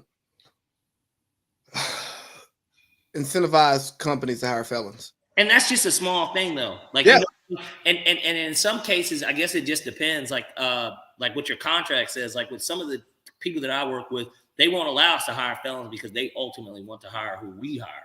So, like, I can't hire felons in those situations. But there are other ones that is not a qualification for the applicants that we hire, that they have to be able to pass a background check or a drug screening for that matter. Like, there are like so many different things. So it's just like, for me, there are more loopholes than just that too that are out here. But it's just, if you're not educated enough on it, or knowing people within the know, people that do it on a larger scale than you, and you're willing to listen and just like understand what it is that they have to say. Like, cause like I knew that they were paid, bro, when I was sitting down and I'm talking to them. I'm just like, all right. I'm like, y'all are, you start talking about you bought a fucking mansion from a rapper down here and like you own your shit. Like you own it. Like you bought it cash. I'm like, bro, I'm sitting up stuck on buying cars cash. Like that's I don't even own a house. Like, you know what I mean? Like little shit like that. I'm like, bro, let me listen to what they have to say. And so like, I think that's a big part of it too, though. Just when it comes to in the political space, knowing what is better from that perspective, because there are so many different ways that people can make money and not do anything to necessarily make that money. You know, doing what you were gonna do, but you could be making money off of it. You hear it all the time, like, hey, making your first meal is the hardest meal to make. And talking to a mentor, like he really like broke it down to me why the first one is the hardest one. Because he goes after, I mean, you make the first one, but when you make the first one, you have discretionary income to do so much more stuff than you normally don't have. Because, everything's paid off, so I got this much money to play with. Whether I hit or I lose, I have this much money to play with. And when I find that low risk thing here, I can dump 200 here to maybe bring back only 50. But bro, I just made 50. Exactly. And if you're patient and you know, like, I'm straight, like there's enough that can happen to where even if this goes wrong, I'm not really going to be in a bind, or it takes longer than it needs to take, then that's when you're in, like, bro, I mean, that is making money in your sleep, right? Like that's what that is. And so like, I've got, like, I mean, I know some millionaires for sure. And even my company itself, I'm not a millionaire, obviously. Now my dad might be, right? Like just from a pure net worth type situation, absolutely my dad is. But like, that doesn't mean he's got $1 million just sitting in his bank account, right? But like, now he could if he wanted, I guess. But like, but at the same time, like I know some dudes that got it liquid, like that have $1 million liquid or whatever, and like using those people to your advantage is key too, because they know something that you don't know. And then more importantly, they can help you, especially if you know what the fuck you're talking about. They can help you. Like you met one of these people, and I'll give him a shout out just because he listens to the podcast. But obviously my boy Briggs, Briggs is one of the best dudes I know, bro. Like I ain't never met a nigga. I mean, you're older than me too, technically, and I consider you like a brother as well. We're the same age. We're the same age, though. Yeah, he's like older than me, though, like older. And he's like, what? Briggs is like maybe 5 or 6 years older than me. But Briggs is like an older brother to me, for real, because that is somebody that I know will always like can really, for real, like, man, he can really help. Like, that's a good dude too. Like, he's a good dude, but like that dude knows, like he knows, and he know that, like I know too. But there are some times that you need to have like people, bro, that can help you. And he's one of those people that I could easily fall back on it always, that I know will help me. And he knows that I'll have that return for him. Like if I needed it, like, I don't think I have had a sober conversation with Jay Briggs. And it's not a knock on either one of us. It's just the environments that we're in. Timing, and then where we maybe are. Yeah, like we're usually around each other at night after 11 p.m. Yeah. I was just with him 2 days ago. We went to the brewery. We walked to the brewery down the street from here, Wild Leap, which next time you're here, you need to come and check this brewery out. But they're gonna start serving food. They said that shit wouldn't come until October. I was like, God damn. But football starts in September. They tripping. Yeah, they are. I was like, man, that's too long. But real quick about Jay Briggs is every time I'm around him, I get smarter on something. Yeah. Just and it's not even him like, hey, young bucks, let me just drop some knowledge on you. Nah, niggas just be talking. And just drops a gem and you go, I was trying to have a shallow conversation right now. Yeah. But yeah, man, it's one thing you said about, and he's an avid listener of podcasts too, boy. Shout out to Jay Briggs. I appreciate you listening. We love your support from a distance, but more importantly, we love the support. I'll say I love the support in person. when you tell me some bullshit we said on the pod or some shit you fuck with like on the pod and I see you like in person, you say it. Respect. But we're about to wrap up because now we're just riffing here. Yeah. But the nice thing about the old heads is when they put you on game that you've never thought about. Like For nothing sure. stuff that you don't even that they like just talk to you about so casually. And again, it's usually not flexing. It's them talking about their life and them you sitting there with your eyes wide open. Hey, I don't know shit. Tell me something. Like I had another mentor talk to me about some stuff about one of his friends ran into a bind and didn't like the interest rate that the bank was going to offer him for like a nice size loan. He was like, well, I got it liquid. Here's the interest rate I'll charge you. And the dude was he like, okay, bro. buy like a house or something? And the collateral was the house. And see, that's a perfect way of doing it. If you can do it, if you know somebody that can do that, you set it up that way. Because even for me, right, for the where I'm sitting at recording, right, I can buy this. I'm in a position where I could do it. I can put down the down payment. I have that. I can do that. You do that, but my credit might be fucked up to where I'm gonna get a fucked up interest rate, or they might just decline me altogether. Who knows? But if I know somebody that can get approved, they can just switch that shit over the next day. You know what I mean? It could get switched over, but I need to have that down payment money, right? Like to do it. And then, I don't have any collateral, but the collateral is just the fact that I have the cash and all you're doing is switching it over. You're doing me a favor is what you're doing. And it turns into, instead of us feeding the banks, we're going to feed each other. Exactly. And when he told me that story, I go, bro, I've been lost. Because, and it speaks to one of the biggest problems in the black community of the crabs in the barrel thing is you rather send somebody to the bank than if you got it, take it. And maybe the collateral isn't a house because it's not that much money. The collateral is the car. People, one thing I noticed, and it's something that I had to get over, people are afraid to ask questions and for help. Like if you are just vocal and you're very upfront about what your intentions are and what it is that you want to do, and you're able to talk to people,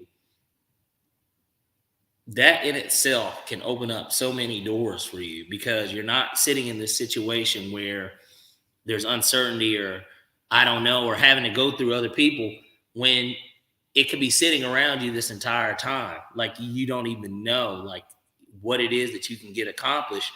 And I guess that goes back to even one of the things I guess Morehouse tried to push out on us in general. It's something that to a degree, I guess you kind of knew, but like obviously the whole your network is your net worth type thing, right? Like who you know and who you're around, like that means more than anything, which is very true. Like it's very true.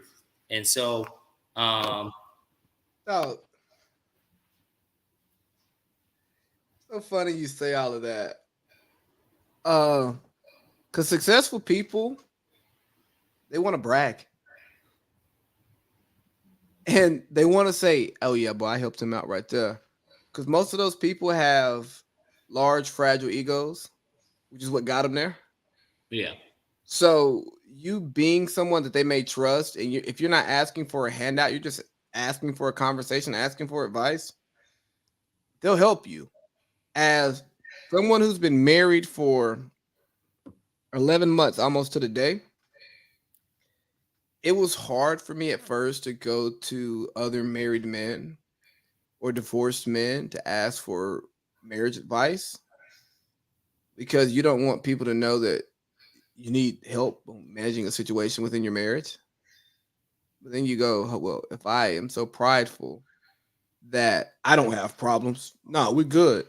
Well, you gonna end up like them divorce motherfuckers over there. Yeah. And the old heads be ready to give you advice. Oh yeah, when she do this, yeah, that's normal. Do that, do this, do that. And it's been one of the best things ever. Shit, me and Joel have gotten so much closer now that he's been living married for a while. I am married. We can have different types of conversations about dealing with our women and how we deal with that. Or shit, me and you, we have conversations about dealing with the mother of our child. Like, you've put me on so much game on. I'd be like, hey man, is this normal? You'd be like, yeah, it ain't even worth arguing about. Just take it for what it is and do what you do. And yeah, you know what I mean? It's just little stuff like that. Like, people who have done it before you or have done it better than you, 9 times out of 10, they want to help you out, even if it's not for you. Even if it just strokes their own ego. Yeah, and I know for me, one of the things that I think I like so much more now is in the position that I'm in, like not having to deal with exclusively just my family. Now, obviously, I've got a lot of brothers, right? And 3 of them are older than me, plus I've got my dad. So that's 4 older men in my life that I can go to. One of them married. Obviously, my Taurus, probably the one that everybody knows the least, the one that stays the hell out of the way. But he's closer to y'all are like the same. Taurus just turned 32 like 4 days ago. And so he on Easter was his birthday. He turned 32. And I'm 30 this year. But like, we're 2 years apart. We're similar. Me, him, and Justice, we all grew up because we're all so close in age. Yep. But point being, I learned things from him. But he's the married one. He's also been married now. This year, this will make 10 years for him, which is fucking nuts. The more and more I think about it. No, I'm sorry, 8 years. 2015. But point being, I like going to my older brothers for advice. They know a lot. And my dad as well. Like, these are people I can always confide in. I can always do whatever. But I also do like to get outside opinions outside my family too. I don't want to just kind of put myself in this bubble to where I'm only talking to people within my family. Like, I like to hear from other people, absolutely. Mm-hmm. And I think that that's a big thing, was always thinking that was not something I could necessarily do, not because it wasn't an option, but just more so, but well, why would I need to type of thing more than anything. But that's the pride in it, and saying, I don't need anyone else. I got my brothers, I got my family, which is true to a degree. Like, I don't, but like at the same time, it doesn't hurt to know the other side too. Like, you know what I mean? Like, that doesn't hurt. And so I'm just closing myself off by doing that, as if these motherfuckers, all they need is to go out to each other too. Nah, everybody has gone out from somebody and learned something from somebody, to where they even got to the position of where I felt comfortable to even be able to talk to them or ask them a question. So it's just one of those things that it all culminates into this circle of people. Because even a Jay Briggs, for instance, he's a fine example. Donis, my older brother Donis, that's how I know Jay Briggs. I'm better friends with Jay Briggs than Donis is today. But like, that is still how I know Jay Briggs. I know Jay Briggs via my older brother because they were friends at Morehouse. So like, that's how I know him, though. But that's an extension of my brother. But I'm just saying, there are so many different elements to life, and I think that we're foolish if we don't try and go into them. And I know we're going to have to wrap up. I don't know if you have any more thoughts on what we're talking about, but there were 3 quick hits I want to hit before the end, because a ton of the NFL news just dropped. Right? Yeah, let's hit those 3 quick hits you got. All right, we're going to start off with this one. We can give them a minute each. When asked if Dalvin Cook will be on the roster this season, Vikings GM Adolfo Mensa couldn't commit to it. Conversations are always ongoing with him. We're trying to be solution-oriented and always try to put the roster together with our constraints. So Dalvin Cook, and I know that a rumor came out earlier in the year about him potentially being gone. His cap hits $14.1 million this upcoming season. He seems like he might be traded if there's a market for him. What are your thoughts? They should be more worried about their quarterback. I think that their front office is so smart that they're looking at value at position, when sometimes you have to take away the position and look at the player. And guess what? Dalvin Cook is a top 3 player at his position when healthy. He's healthy enough, and Kirk Cousins is your problem, not Dalvin Cook. Hendon Hooker, I saw was mocked to go to them at like 22 or whatever number they're at. If you draft Hendon Hooker at 22, he's going to sit a whole year anyways. We know that. But then even if he comes that next year, after he redshirts, you could even still have Kirk Cousins one more year, even if you want it, because then him healthy could sit behind him and you could bench him if things don't go well. Yeah. I look, I want us to draft Hendon Hooker in the second round. I don't know if he's going to fall. Now, I saw somebody had us getting Keely Ringo. Now, granted, I know we just got what's the state out of Ohio? Okuda? Yeah, Okuda. So I don't know if that article was written before or after that trade. I know that trade was like 2-3 days ago, but I did see a mock where we had Keely Ringo going to us in the second round, which I was totally upset with. But like, I had some people talking to me about Jeff Okuda, and they were like, yeah. Injuries have been his issue, it looked like to me. I just go for a 5th round pick. I loved it, bro. I thought it was a great trade. Yeah, if we gave up a 3, I'm like, ew.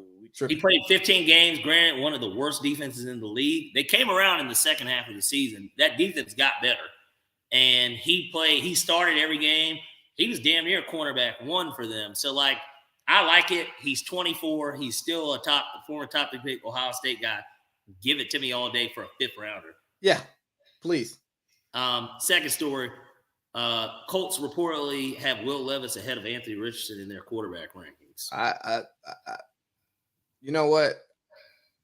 I have bullshit over cow shit in my quarterback rank in my shit rankings. Who cares, bro? It's shit.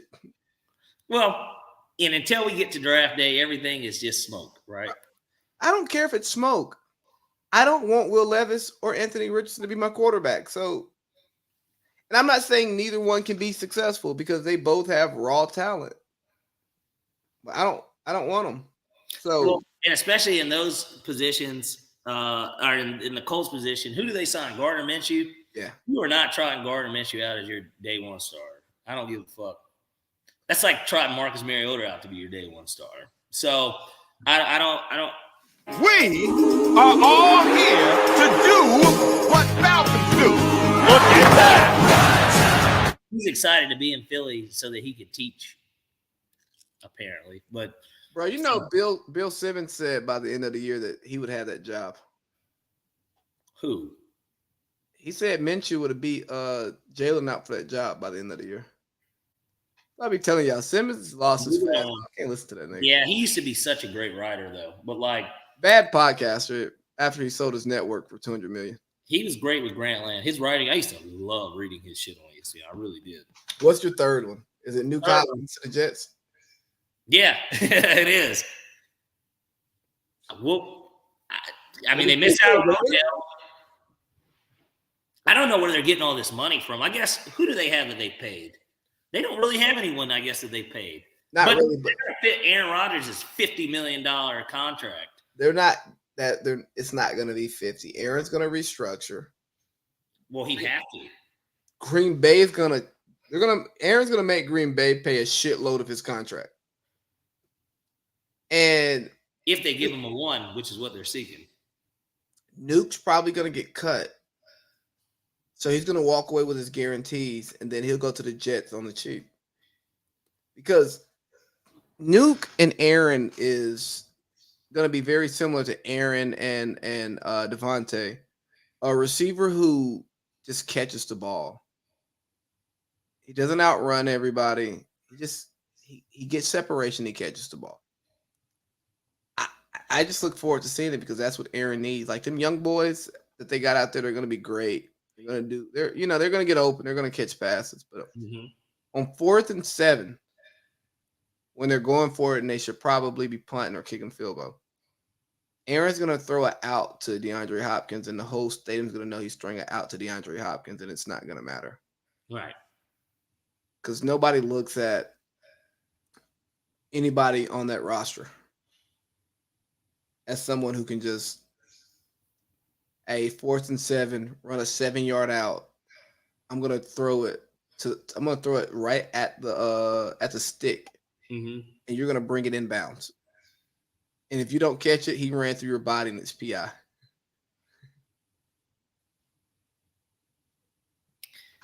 It'll be interesting if they could go ahead and wrap him up. That's for sure. The Jets automatically, I mean, they're in the division with the Bills, but they turn into if it's Rodgers and Hopkins along with what they have, and Brees can stay healthy, and obviously Garrett Wilson builds on his rookie of the year gear. I mean, and the defense can be good again. They'll be interesting. They're going to be on TV every day, though. They're going to be on TV more than Denver was last year. And it felt like Denver played a primetime game almost every other week. But Aaron Rodgers is a better watch than Russell Wilson, even when Aaron Rodgers is bad, because Aaron Rodgers gives you facial expressions and give you a great post-game interview. So you need him like high on fucking the shot, like afterwards talking about, that whole No, Russ is gonna give you, we just didn't play hard enough today. I didn't step up enough. My offensive line, they blocked well, but they let a couple guys through on big third downs where I got sacked. But you know what? We're gonna come back. Me and Sean, we're gonna work on a game plan, and I promise you, man, we'll be back next weekend. We're gonna be great. Go Broncos. Yeah, Broncos country. Let's ride. Right, Broncos country. Let's ride. Are we done? I think so. We're at 3:20. Pretty good show today, obviously. Shout out to Sean for coming through. Shout out to Sean. And Sean, I text Sean and he was like, hey, bring me back more often. I was like, don't tempt me with a good time. Bring him in. I think that a perfect time would be maybe after the first round. Yeah. Once we get down to the Elite Eight of the NBA. Yeah, definitely. Yeah. And if not, definitely when Embiid wins MVP. That too. But that's going to be announced relative. They announce all that stuff typically within the first round. Ish. You remember Jokic won that one. Because think about it. They used to do it to where they would present it before the game, and it was such a big deal. Yeah, then they tried to stretch it out, and then niggas started getting sent home and had to get their MVPs from Zoom. Yeah. Hey, but look, it was fun, Parlay Pete. Hang out so we can do our recap clips that I got to remember to actually put out this time.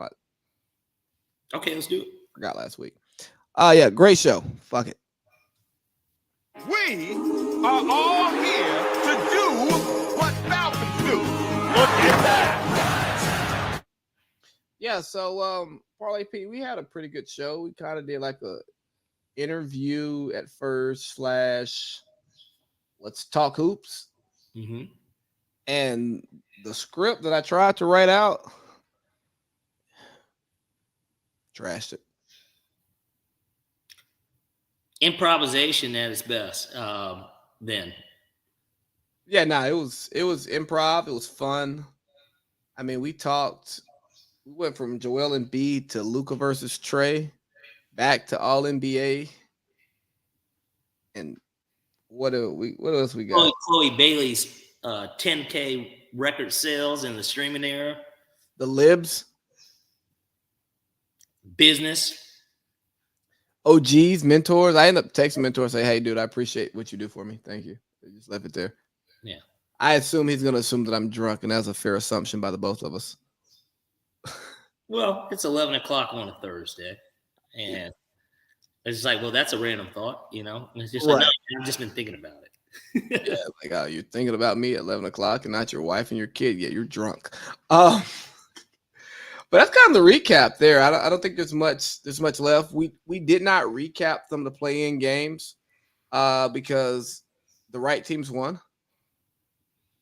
Well, we had 2 10 seeds win for the first time. Granted, the play-in is a relatively new thing. This is year 3 of it. But the right teams won? For sure. I think Oklahoma's was I don't even know what to say about the Bulls. Here's the thing. The Bulls have the talent to beat the Raptors. Like, I don't think that was a no-brainer. The Bulls are just such underachievers, bro, to where – yeah, granted, I took them on points. But, hey, they had them at 6. I bought that 1.5, 7.5, and the over. I was like, give it to me.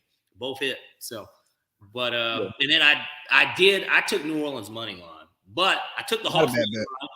Took the Hawks money line, and then I took the Timberwolves spread. So I was, in terms of money line / spread bets, I was 3-1 for the opening. Not a bad day at the office. Yeah. So we'll be back with some more NBA. We're gonna be NBA. So here's how it's gonna work. We're gonna be NBA heavy until the draft. Then we'll go draft heavy. Then we'll lean back into the NBA playoffs. Then after the finals is over, before we go real football heavy, the pod's gonna get weird. More guests, more random shows about more general conversation. Just general conversation. You're gonna see more of what the locker room looks like. Because we're gonna be bringing members of the locker room in, our extended friend group, to just talk shit. So I hope you all are looking forward to that. And if you're not, well, unsubscribe. I don't know what the fuck to tell you. Because we're gonna do it. Hit the road, Jack. All right, Parlay Pete. What are we gonna talk about next week? Well, certainly we'll be in the thick of round 1 of the NBA playoffs. We'll probably be by about game 3. Yeah. Game 3 for most teams will be 3 games in. So anyone that's on sweep alert will already know. We'll know who's they're going to win their series. The winner, let me see. The winner. We'll know which series is the most intriguing. I'm sure that the NBA is never short of dramatic situations. So something dramatic is going to happen, whether there's a questionable call in a game that causes one game to go another way, or an ejection of some sort that changes the complexion of a series. Anything can happen, but we're definitely going to be hitting that. We will be, only 1 week away from the draft. Yes, I think we'll probably give the NFL a little bit more love, because there'll be some rumors worth talking about, right, because we'll be potting the first night of the draft, a Thursday. So yeah, we'll be potting that night. We'll be pretty live. Let me see. What time is the draft? Draft probably starts at 8. Yeah, I know I'll have the draft on either one computer or on a split screen. And McShay and Kuiper and Shefty, all those guys, they're going to have their intel to where we're going to know who gets picked before they get picked anyways. Or can I give you a draft? Or the one player, maybe Jalen Carter, the one player that is going to fall on everybody's, because it always happens every year. There's always one guy that falls so much, where it's a Laramie Tunsil type of situation, and he's got a gas Carter to 8, just glaring in front of everybody. And he goes from being a top 5 pick to 13th or something. Jalen Carter to 8, but I don't think he gets past Pete Carroll. I think Seattle takes him too. I don't see how he falls past them. And now Detroit's even interesting, even though the thought is now that Detroit's going to go corner. That I guess kind of would be a little bit of the thought, but I wouldn't rule Detroit out either. Can I give you my a quick draft take? Go for it. DeMeco Ryans trades back. That's a super hot take to think that they're either that, or you're saying that they want a different quarterback. If Bryce Young isn't there at 2, I don't think they love CJ Stroud enough. Tea leaves I've been reading, and DeMeco Ryans is a 6-year contract, so he can suck it up next year and wait for go for Caleb Williams or Drake May. And you've watched both of them. Is CJ Stroud better than Drake May? No. I don't know, man. I saw CJ Stroud against Georgia. You saw CJ Stroud with Ohio State players. Not you and true, but I mean, he's got Mechie, who the assumption, let's just assume that he's healthy and is as good as advertised. That's a guy that fell to them in the second round that was a top 15 talent. They traded Cooks, right? Cooks got traded to Dallas. So who else do they have at receiver? Who was their top guy this year? I guess it was Cooks. Well, then if they trade back, the assumption would be maybe they take a receiver. To set it up. I don't know what they take. I just think they get some more draft picks and they trade back because that roster needs a lot more. And Davis Mills is not terrible. He's not a franchise quarterback, but I don't know if anyone in this draft is a franchise quarterback. So just be on the lookout for that. But next week, we're going to talk about We're gonna talk about the Lakers being up 2-1. In Warriors LA, being down. Warriors being down 1-2. Can they come back? Philly, how did you not sweep the Nets? Why are you only up 2-1? Because Mikal Bridges is gonna have one of those crazy games because Philly traded him. He's gonna go off for like 38. he's from Philly and went to Villanova. Exactly. The Hawks are going to be down 3-0. They'll win game 4 just because they got to win game 4. But Well, and the league wants to stretch that thing out as far as they can. Actually, I'll give you my hot take give me your hot take, that the Hawks take it 6. bro. It's Hey, crazy. I don't know how hot of a take that actually is It's pretty fucking hot. because we struggle with Boston in general. Similarly to how they struggle with the Heat, and then they go in there and they whoop their ass like they were up the entire game. Got Quinn Snyder, new sheriff in town. I think that makes a difference. Oddly enough, I mean, I'm not saying that. Hey, I'm about to piss myself. You got anything else? No, just there's my hot take for next week. But I guess when we get there, we'll revisit this. All right. So yeah, here's our what we think we're going to talk about next week. Our NBA predictions and some draft predictions. And guess what? We'll be here with you guys live for the draft while we're doing a regular show that's going to get totally hijacked by the draft. So be ready for a show that's all over the place. Thanks, Parlay Pete. Thanks, Sean Daley. I'll see you next week. Let's get it done. All right, Doc. All right, brother.